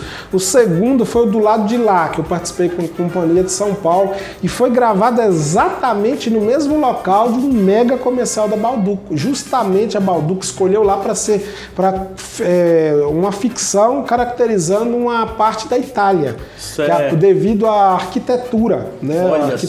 Né? A cidade ela preserva. Pra você ter ideia, lá nós temos um antigo Hotel Berardo, que ele é de 1700 e alguma coisa. Então preserva-se isso até hoje. Claro, então é um lugar que preserva muito o patrimônio histórico. É diferente daqui da nossa região, que um empresário novo compra um casarão antigo, no outro dia ele mete a máquina nele, derruba e joga no chão. Derruba e faz um prédio, uma casa lá. Lá, pra você ter ideia, nós temos lá a Galeria 13, onde eu até tive a honra, né, a visita de quando eu dava aula lá, o Luciano, né, saiu daqui de Malacacheta, foi visitar lá, conhecer os meus alunos e tudo, né. E essa Galeria 13, você olha, é o casarão antigo, dos antigos barões. Quando você passa da porta para dentro, você vê elevador, porta de vidro, isso aqui é todo moderno, mas a fachada foi inteirinha preservada.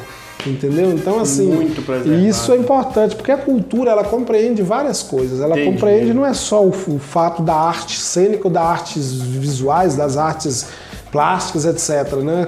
Compreende a culinária, o jeito de ser das pessoas e tal. Sim. E é o que nós temos uma riqueza extraordinária aqui em Malacaxeta, que infelizmente não é explorada da maneira como deveria, mas nós temos é o que eu sempre falo, concordo, né? com você, Né? Concordo plenamente. E aí, você veio, esses dias eu estava vendo lá, falei, pô, o Aguinaldo vai vir aqui no programa, eu preciso dar uma olhada. Você tava lá com o distintivo da polícia, tirou foto. Que cenas eram aquelas? Foi um personagem que eu fiz no Escaravelho do Diabo, né? Ali teve várias cenas, porque assim, um filme, quando ele é feito um longa, às vezes o orçamento, infelizmente, porque assim, gravar, como eu te falei, ele é uma indústria, ali você tem todo um aparato, e nem sempre, às vezes o orçamento que foi previsto, ele não cobre o que... Porque todo projeto você só vai ver na íntegra quando você coloca na prática, certo. Né? Na teoria é uma coisa, na prática é outra. Então, teve muitas cenas que foram cortadas, cenas com famosos e tal, né? E ali a gente fez, né? Teve várias cenas extras para serem utilizadas depois e tal. Pra você ter ideia, quando sobe o elenco lá, se você for ver os créditos finais, meu nome é o terceiro que aparece lá, né? Nos créditos, porque eu tô da ordem alfabética e tal. Sei. Então, assim... aquele distintivo eu fiz o papel de um policial civil. Ali eu trabalhei em 3 frentes, além da parte da arte mesmo, né? Trabalhei também na produção dos efeitos especiais, que foi a chuva.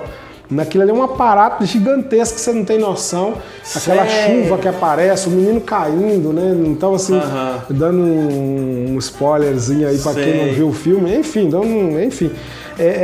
tem toda uma técnica, porque o menino tinha 13 anos, né? O Thiago Rossetti, ele participou da novela Carrossel. Não sei se você viu o Carrossel naquela cena que o Cirilo, quando o pai do Cirilo fica rico, que ele ganha, ele compra um carro pro Cirilo, e os meninos com inveja faz um bem bolado ali pra quebrar o carro dele. Você lembra o Jóia? Não. E um dos meninos que quebra o carro esse é o ator Thiago Rossetti. Não lembrei, mas assim, não lembro muito, porque a Melissa já tem 14 anos, eu acho que ela já tem muito tempo. Já tem tempo.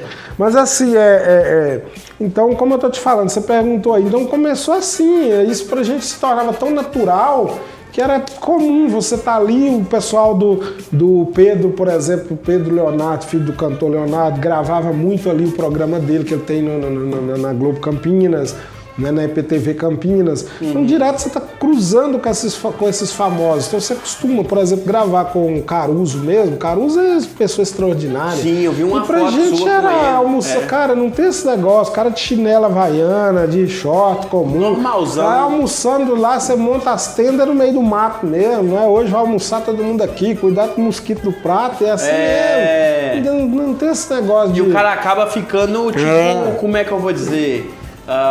ficando íntimo de todo mundo, porque vai todo mundo precisar, né, de uma pessoa ali. Ali você tem contato com a equipe da maquiagem, com a equipe profissional, com a equipe da cenografia, com a equipe enfim, são várias equipes dentro com o mesmo objetivo. E aí você veio de Amparo para Malacaxeta e já pegou logo a Secretaria de Cultura, né? Já cheguei apanhando, né? Já chegou apanhando, né? Isso aí é um fato que... É uma longa história, porque eu já tinha recebido alguns convites e tal e sempre recusava.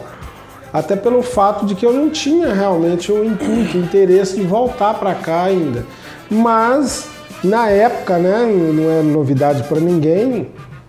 Hoje eu não posso falar esposa mais porque é ex-esposa, né? Mas isso é um fato muito pessoal e ao mesmo tempo é tão interessante que, né, ela se separou, né? E chegamos a essa conclusão e somos grandes amigos. Às vezes as pessoas vão me ver, né, de moto com ela, de carro. Para mim, né, eu não posso, digamos assim, ser inimigo de uma pessoa que de repente, não é isso, claro. A gente tem que ter então assim, na época ela precisava voltar, né, para cuidar da mãe, para estar com a família e tal, e juntou essa necessidade dessa questão e foi onde eu resolvi voltar.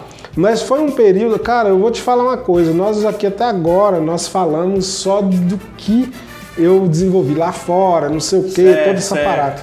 Mas voltando para dentro do contexto Malacacheta, assim como eu tive um grande aprendizado lá fora, foram 17 anos que para mim foi uma faculdade, para mim são o quê? 4 anos? 2019, né? 2024, tá recente ainda. Foi quando eu voltei. 5 anos, né?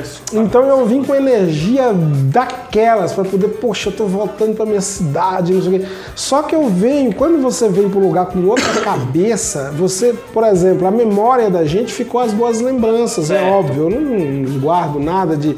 Então quando você chega, a gente não repara, eu não tive tempo de reparar contexto político, contexto de não sei o quê, e já cheguei chegando. Certo. Mas ao mesmo tempo já levando as pancadas, pedradas, sem saber nem onde a pedra estava vindo. Porque aquela questão, aqui, infelizmente, cara, eu vou falar uma coisa para você. Se a pessoa não gosta de você, automaticamente ela coloca na panela todo um contexto à sua volta. Se ela não gosta de sua esposa, ela não gosta do seu filho, ela não gosta do seu amigo, ela não gosta de quem. Então, se o cara não gosta do prefeito João, toda a cúpula que está em torno desse prefeito João, eles colocam também dentro da mesma panela. Eu não gosto de você porque você está ligado a fulano, não gosto de fulano porque você está ligado a você. Então assim, eu tive... Uma perseguição, né? Eu demorei um tempo para cair a ficha e aprender a conviver com uma cidade que até então para mim é nova. Entendeu? Eu saio daqui com uma memória, volto para integrar uma outra realidade. Né? Então assim, já apanhando, já sofrendo algumas acusações, esse cara não respeita os artistas, esse cara é isso, esse cara é aquilo, né? Então assim, a gente vem com uma nova mentalidade, uma nova perspectiva, uma nova estratégia. Como assim não respeita os artistas? Você trabalhou toda a vida com artistas? De achar que a gente estava passando por cima de algumas questões e tal, mas tudo bem, eu sou uma pessoa assim que eu respeito, como eu digo, que cultura, eu não fico sentado na minha cadeira batendo em prefeito e batendo em secretário de cultura, porque eu acho que não é responsabilidade, isso aqui muita gente vai fazer, mas o cara, é o que o cara tá falando. Falo sem medo de ser feliz. Quem produz cultura é a sociedade.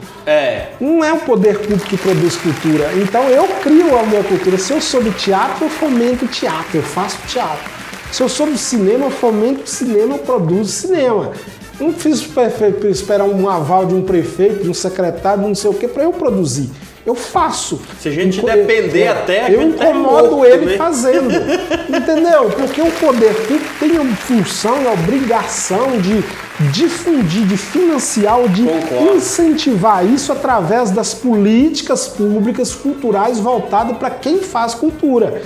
Entendeu? Até porque se eu sou secretário de uma pasta, eu não posso incentivar a Malacacheta, eu vou pegar a Malacacheta como exemplo, a simplesmente focar na festa do peão, a simplesmente focar na festa do malacachetense ausente. Por mais que vamos supor que eu sou da agricultura, que eu sou um cara que tem uma fazenda, eu gosto de cavalo, então vamos fazer festa só para cavalo, só para não sei o que. Não, peraí.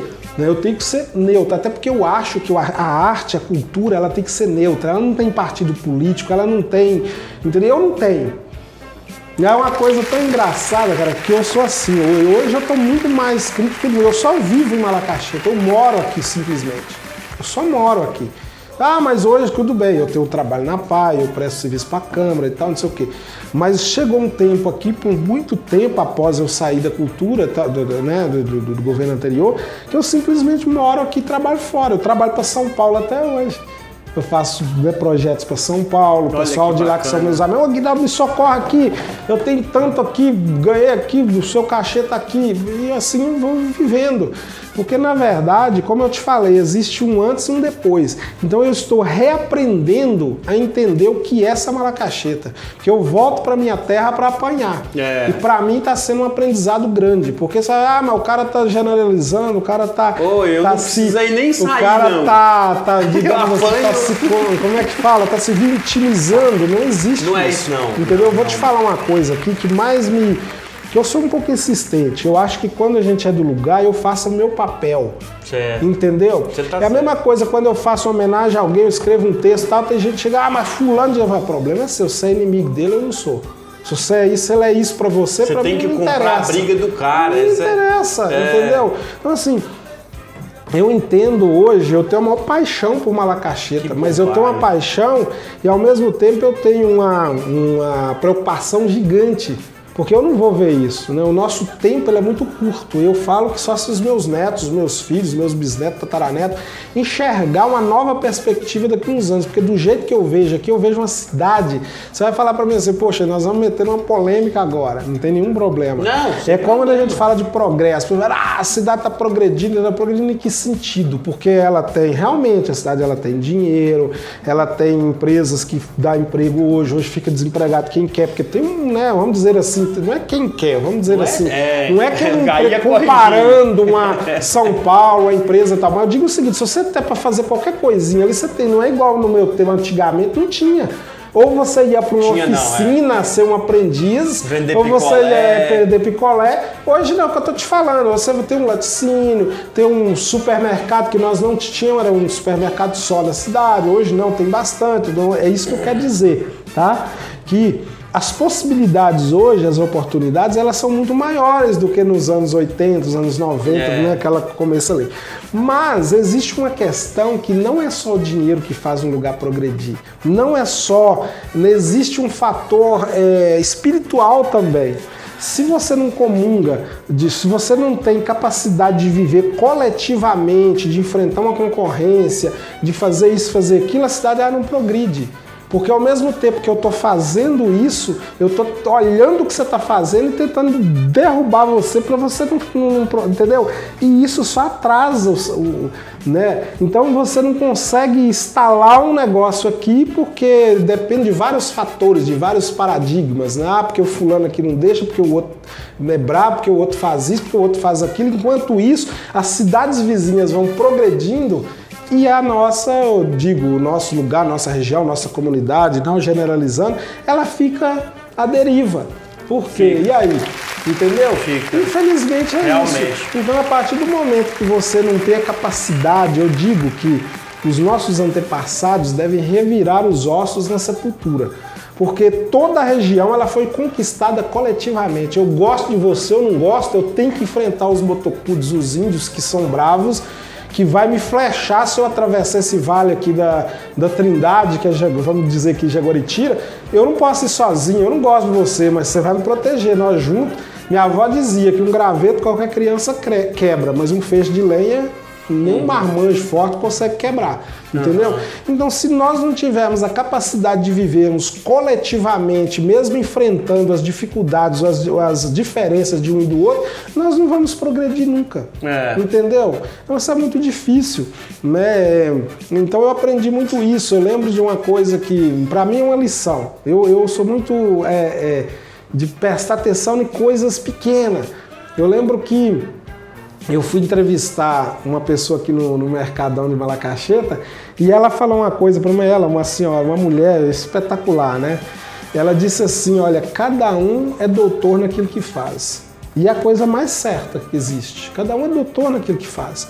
Então eu não posso desrespeitar ninguém por aquilo, seja o coveiro, seja o catador de lixo. Cada uma dessas pessoas tem uma função extraordinária. É a mesma coisa. Hoje o Lula é o presidente do Brasil. Luiz Inácio Lula da Silva é o nosso presidente. Se o Luiz Inácio Lula da Silva ficar um mês fora do Brasil, nós não vamos passar fome, nós vamos ter uma epidemia de doença, nós vamos ter guerra, não vamos ter nada. Mas deixa o lixeiro ficar uma semana sem catar o lixo de sua rua para você ver o fuá que vai virar. Entendeu? Então, assim, existem coisas que você não tem, cada um é doutor naquilo que faz. Então eu tenho que entender que uma cidade ela é um sistema coletivo, ela é uma engrenagem que vive, que depende um do outro, um do outro, um do outro, um do outro. Se eu não tenho essa espiritualidade, eu vou pegar aqui, por exemplo, a arte em si. Né? Eu vou falar dos artistas, da arte no sentido, eu sou um artista, você é um, os outros tal, tem quem canta, tem quem atua, quem escreve, quem não sei o que e tal. Mas se nós não tivermos ligados, conectados coletivamente, nós não vamos conseguir chegar em comum. É verdade. Isso aí fica, né, deixa a desejar. E eu acho interessante isso aí que você está falando, porque eu falo, não é só da nossa cidade, né? Assim, cidades pequenas tem essa, não sei se todas as cidades pequenas, né? Mas a classe artística, a gente vê aí, né, e tal, o pessoal fazendo, faz o L, e tal, não sei o quê. Essa classe artística, ela é junta. E aqui eu percebo que se juntasse, se fosse mais homogêneo os projetos, as ideias, as mentalidades, que é aquilo que você está falando, né, das pessoas saber, e tal, não sei, da concorrência e tal, mas montasse todo mundo junto ali, fizesse alguma coisa bacana e tal, pra você ver, você já é um mestre em cinema, em teatro, né, consegue dirigir uma grande peça, né, são pessoas distintas, são pessoas diferentes. Por que as coisas não dão tão certo, né? A gente fica pensando, por que as coisas não dão tão certo para algumas outras pessoas, né? A gente fica pensando... É porque, como eu falo, existe um contexto muito individual das coisas. É como eu digo, se você não está preparado para enfrentar algumas intempéries da vida, você não consegue fluir. Ou seja, se eu não estou preparado para lidar com o meu colega que está fazendo sucesso, ou com o outro, com isso, aquilo, sim, claro, automaticamente cria-se não tem uma sinergia. Ou seja, cria-se uma empatia, um negócio que é igual um imã com dois polos diferentes. Fica uma situação ali muito negativa, empurrando para um lado, empurrando para o outro. É preferível culpar o fulano, o ciclano, não sei o quê, do que o próprio, peraí, né? Então, assim, é difícil entender esse contexto. Eu acho que está muito implícito, né, na educação, na cultura de algumas pessoas, né, de achar que, não, eu sou o cara, tal, eu sou isso, aquilo. Mas aquela coisa também, tem gente que eu falo, não adianta você ter talento, mas não ter a coragem de passar de poté ali. Porque se você não... Eu, por exemplo, vou falar de mim. Hoje eu tenho o meu currículo, graças a Deus, ele só atingiu uma altura aí, porque eu tive a audácia de sair de Malacacheta em 2002. Em 2002. E eu falo sem mentira nenhuma, não tenho vergonha, que eu saí daqui chorando. Eu saí daqui quando o ônibus deu partida ali na rodoviária, eu estava indo para São Paulo. Eu nem sabia onde existia Amparo, fui parar em Amparo, né, indo para Belo Horizonte embarquei para Mogi Mirim para Campinas. Então, naquele dia que eu saí, foi em agosto, eu saí daqui no dia 12 de agosto de 2002. Ali no dia que eu saí, estava começando o ensaio da fanfarra, estava começando os meninos treinar para o fogo simbólico ali, eu vendo tudo aquilo indo para a rodoviária, carregando minhas malas, sabe, levando embora toda uma cultura que eu não sabia para onde eu estava indo. Né? Mas existem coisas que o próprio Deus sabe o que faz, né? Sabe. Então, mas para mim foi realmente uma coisa bem que, dolorido. Assim, eu falo de mim, eu vou falar de mim. Secretaria de Cultura, quando você entrou lá, eu tive uma sensação muito boa, porque eu falei, Aguinaldo entende muito. Lógico, você pegou uma pandemia, né? Lógico que você pegou uma pandemia, foi no Secretariado de Cultura. E eu lembro que eu estava trabalhando no projeto Nascentes do Mucuri. Em muito pouco tempo da minha vida eu estava fazendo faculdade na época. E eu lembro de um dia que você parou eu ali perto do posto Tropical e falou assim, Fischer, saiu tal projeto, vamos fazer, eu quero te ajudar. Essa sensibilidade não é só porque você está aqui, eu já te falei isso em várias outras vezes, e eu queria falar para a galera, por quê? Porque essa sensibilidade é poucas pessoas que têm. Não, mas chamou o Fischer. Não é só o Fischer, todos os artistas. O Aguinaldo sempre teve aquela sensibilidade, aquela vontade de estar ali, como é que eu vou dizer, de fazer com que a engrenagem funcione, né? Que a engrenagem ali esteja funcionando. E eu, particularmente, Marcos Fischer que está falando, né? No meu CPF eu estou falando, porque eu acho que Aguinaldo, ele é uma pessoa que ele tem a sensibilidade cultural regional e me ajudou muito o que você fez, né, a direção do teatro que você me pôs, começando, não estou falando só da Sete Caras da Verdade, eu estou falando do Aguinaldo da Perna de Pau. Porque isso influenciou uma geração. Hoje eu estou imitando o Max, hoje eu imito muita gente, hoje eu tenho essa sensibilidade. Graças a Deus e graças a você, cara. Eu fico feliz de falar isso, porque tem pessoas que jogam pra baixo, né? Uhum. Eu passei a vida dessa forma também. Só que, sobrou aí, ó, as pérolas. Hoje eu imito o Max, entendeu? Tipo assim, hoje eu tenho uma sensibilidade, né? Que é a mesma coisa que você passou pra gente. Eu agradeço muito meu irmão Renato também, que me ajudou muito. Atuou comigo. Então, assim, essa galera, vocês fizeram um leque a gente tinha uma... Agora, só te contar uma coisa que interessante que aconteceu esses dias. Uhum.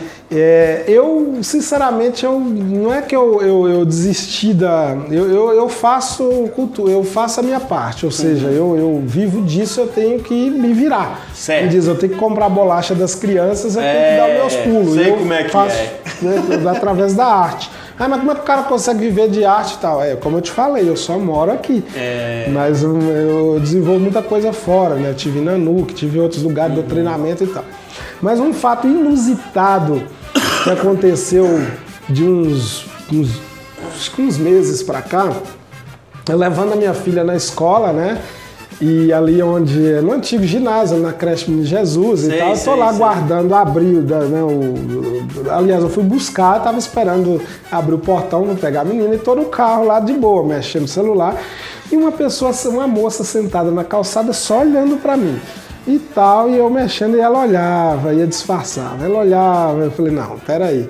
Aí eu olhei para oi, tudo bem? Ela, tudo? Você ainda trabalha com teatro ainda? Olha aqui. Aí eu abri a porta do carro, desci, falei, peraí, claro, trabalho, e fui puxar a conversa com ela e entender. Ela falou, porque quando eu era criança, eu tinha uns 9 para 10 anos de idade, eu assisti você numa peça que eu fiquei encantada e não sei o quê, que aquilo mexeu muito com ela, que ela foi embora para São Paulo, e lá ela fez um curso, depois passou por não sei onde. Eu falei, eu achei interessante essa história. Eu falei, eu quero saber mais de você. Por que você não volta a fazer? Não, porque isso, aquilo.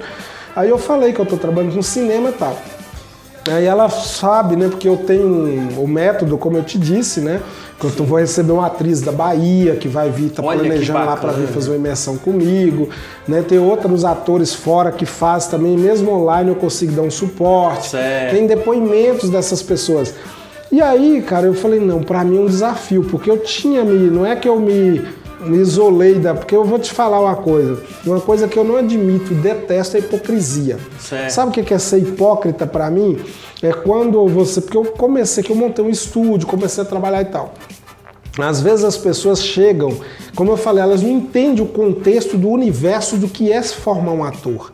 A pessoa, o curso é isso, o curso não existe uma formação, não existe você trabalhar um ator sem contato físico, ou seja, você se abraça muito, você dá as mãos, você faz dinâmica, você rola, você corre, você faz isso, você faz aquilo. Tanto é que você fala, né, nas oficinas, eu lembro que você jogos falava, teatrais, aquela roupa. Exatamente, você vai trabalhar ali em jogos teatrais, viola spoiling, não sei o que, você tem que estar como você vai para academia, tem todo um contexto. Então uma vez uma pessoa, nossa, mas eu tô achando essas aulas um pouco estranhas, porque não sei o que, porque tem que dar a mão, tem que abraçar, tem que dizer o que lá e tal.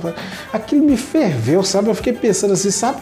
Que quando você está ensinando uma coisa, as pessoas olham, elas estão aprendendo coletivamente algo novo, que elas deparam com o novo, em vez de ter essa entrega, ela tem aquele medo, claro, que é natural, porque é novo para alguém, pode assustar.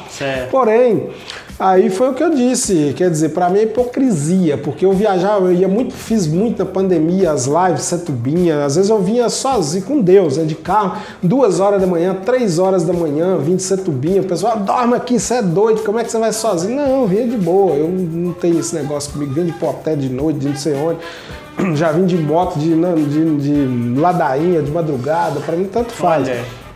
Né? E aí você vê algumas coisas, porque você sabe que a cidade é pequena.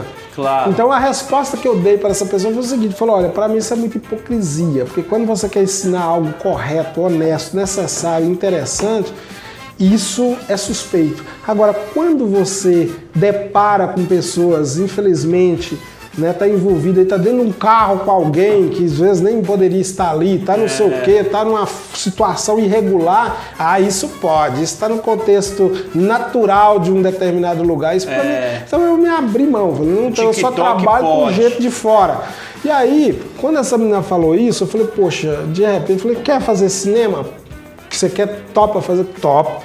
É um desafio, né? Então vamos lá, fez uma imersão comigo, uma pessoa corretíssima, honesta, se dedicando às aulas, está aprendendo muito, uma pessoa inteligente, voltou a fazer esse trabalho. E para mim, como você falou aí, que você viu, que foi uma influência para você, olha a história dessa menina.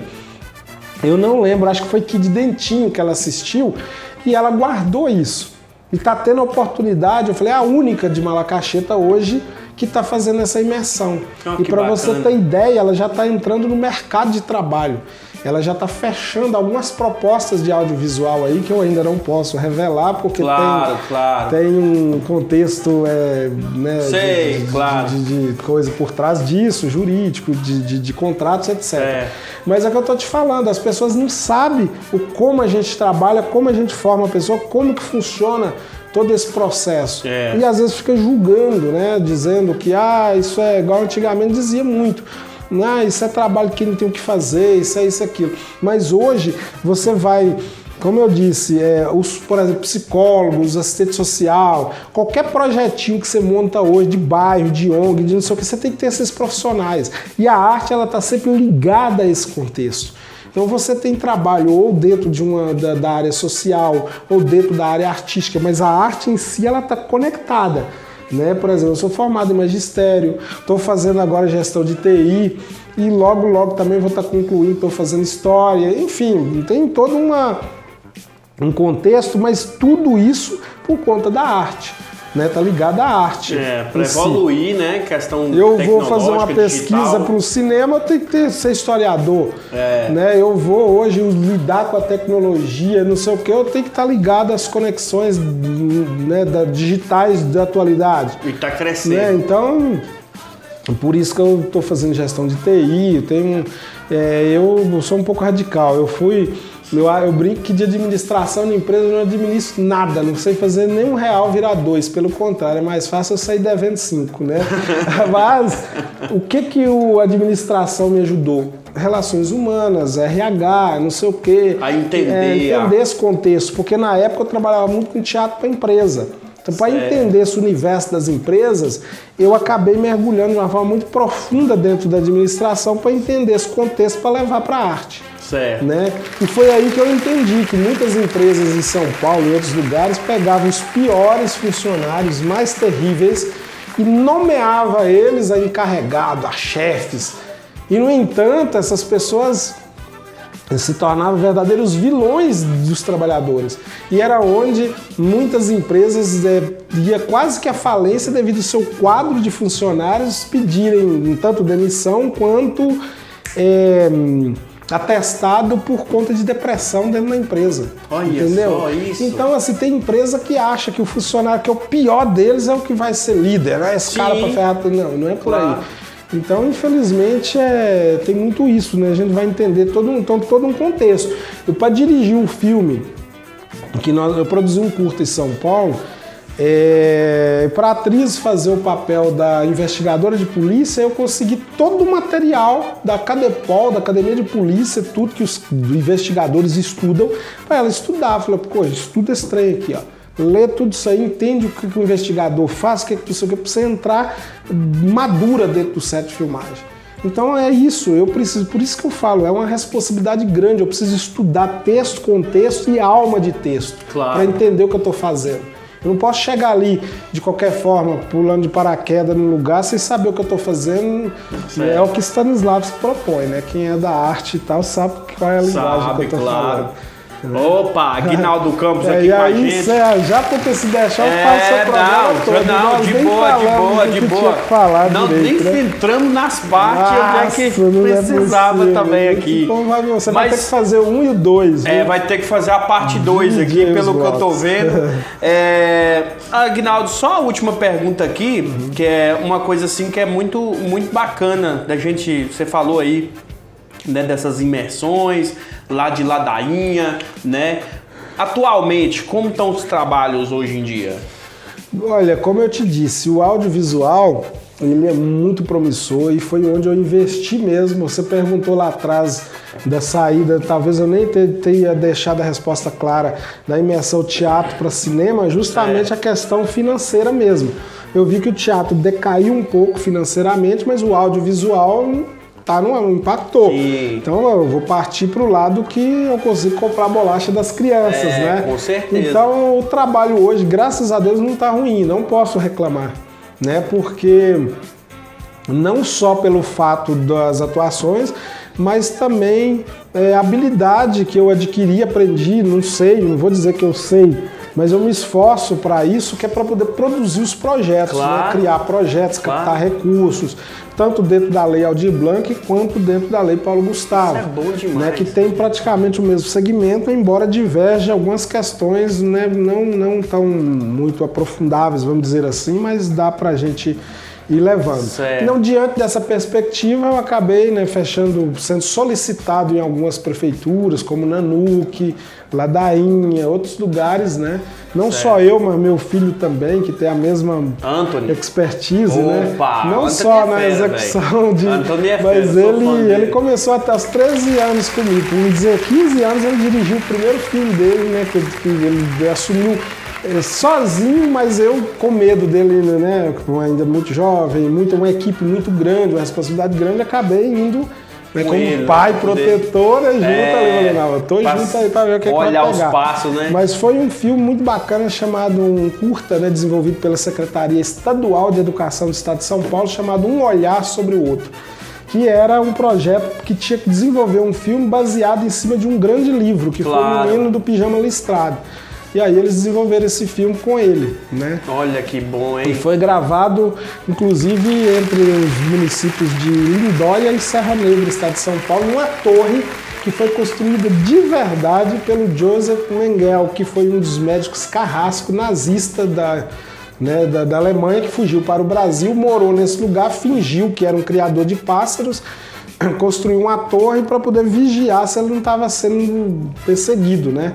E foi nessa torre mesmo que nós gravamos. Olha aí, Foi ó. um filme, foi um negócio espetacular. Gravou na torre. Historicamente, Exatamente, tudo é. envolve história, Exato. envolve cultura, ali, tradição do lugar. Sim, sim. E aqui nós bacana. temos muita coisa, rapaz, voltada a essa questão de identidade, não só de o que envolve o contexto de lendas, mas também o contexto histórico. Né? A região do Alagadiço aqui mesmo, entre Minas Novas, Setubim e Angelândia, onde a máfia italiana se refugiou, construiu um mega de hospital, poucas pessoas sabem Sim. disso. Inclusive, na época, o hospital tinha uma estrutura muito melhor do que o Santa Rosália. Em mesmo? Com certeza, fazia cirurgia no meio do nada. Era uma lavagem de dinheiro lascada. Então, assim, tem muita coisa, muita gente foi atendida ali, que é o pessoal de Setubinha, Palmeiras, inclusive aqui de Malacacheta, que é uma antiga fazenda do Alagadiço. E as estruturas desse hospital existem lá até hoje. Então, assim, nós temos na nossa região muita coisa que dá um filme. A própria história da Lagoa Santo Aleixo, as lendas em torno da Lagoa Santo Aleixo. Nós temos o fato histórico de 55 que aconteceu na Lagoa Santo Aleixo. Né? Inclusive, a gente tem muito contexto negativo, mas que de um certo modo, infelizmente ou felizmente, entra no contexto histórico da nossa identidade cultural, né? Com certeza. Olha aí que bacana, Aguinaldo Campos trazendo pra gente cultura, explicando pra gente da nossa região e falando um pouquinho, que foi só um pouquinho aqui das coisas que ele faz.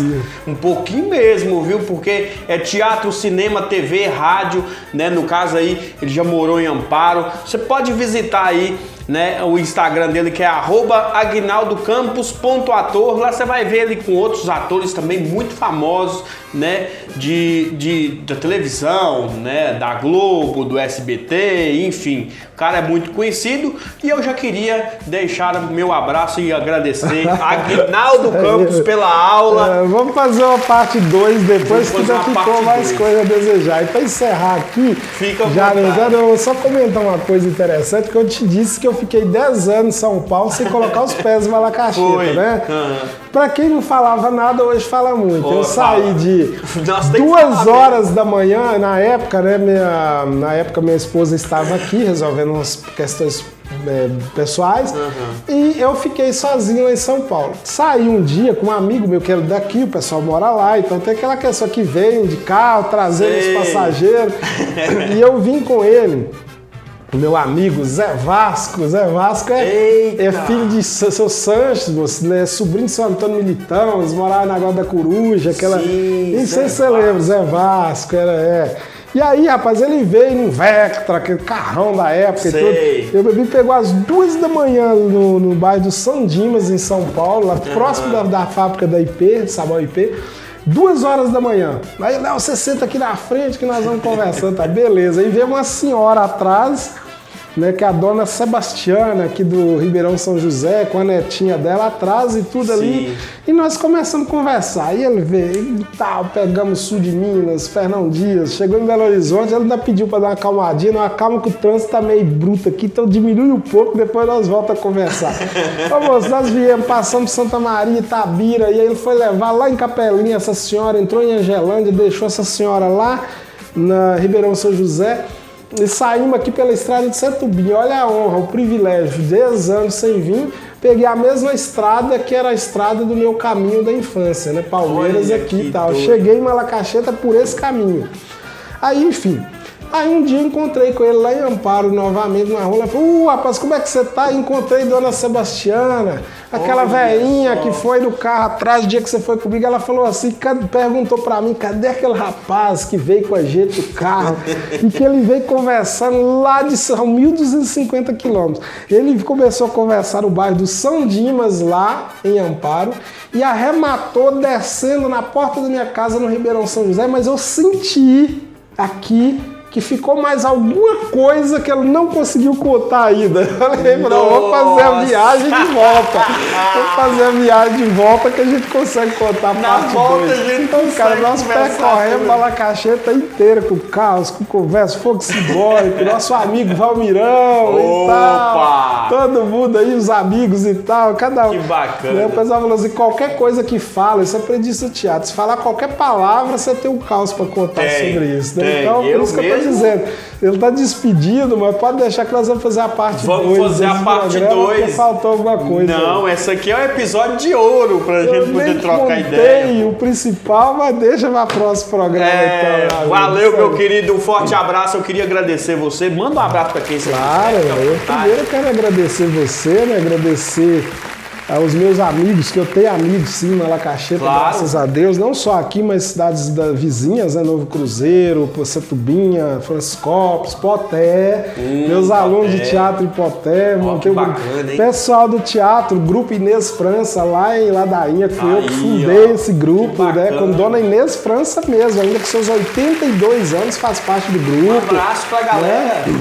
Então, muito obrigado pela oportunidade. Eu falo que apesar das dificuldades, né, que a gente passa, né? Claro. Fechando ainda, como eu disse, ainda tem mais coisa para falar. Fica à vontade, meu moço, eu tô de férias. Quando eu estava fora, né, o cara tem um currículo, o cara o cara tem isso. Quando você passa a fazer parte da mesma engrenagem, você só mais um. É como um poste que tá ali na esquina, é como a árvore que tá ali. Não, quando tá fora, que legal, o cara nos representa, o cara é isso. Não que eu devo, né, ser, mas quando você faz parte do mesmo contexto, você só é mais um. Né? Como um empresário que chegou pra mim e disse assim, mas quando um cara que tem um currículo igual você, não sei o que, fica andando aí pra baixo e pra cima de carro velho. Eu disse pra ele o seguinte, meu amigo, se eu tivesse o dinheiro que você tem, eu andava, não era num só carro velho, eu andava em vários, porque isso é pessoal, eu gosto. Entendeu? Eu gosto de coisa antiga. Se você chegar na minha casa, você vai ver que eu tenho mais de 300 discos, tem vitrola, tem não sei o que. Ali, isso é pessoal. Então, cada um com o seu cada um. Não é verdade? Cada macaco com o seu galho. E é isso, meu amigo. Obrigadão, Vinaldo. Obrigado a vocês aí, viu? Pelo apoio e por incentivar essa ferinha aqui. Viu? Ferinha nada. Nós estamos aí nadando igual peixe no seco. Um abraço. Não importa se tem água ou não, o importante é nadar. É importante nadar. O importante é nadar. Forte abraço pra você. Daqui a pouco a gente volta com mais Hora do Rush. Maravilha, meu Deus. Não saia daí, nós vai ali, mas volta já.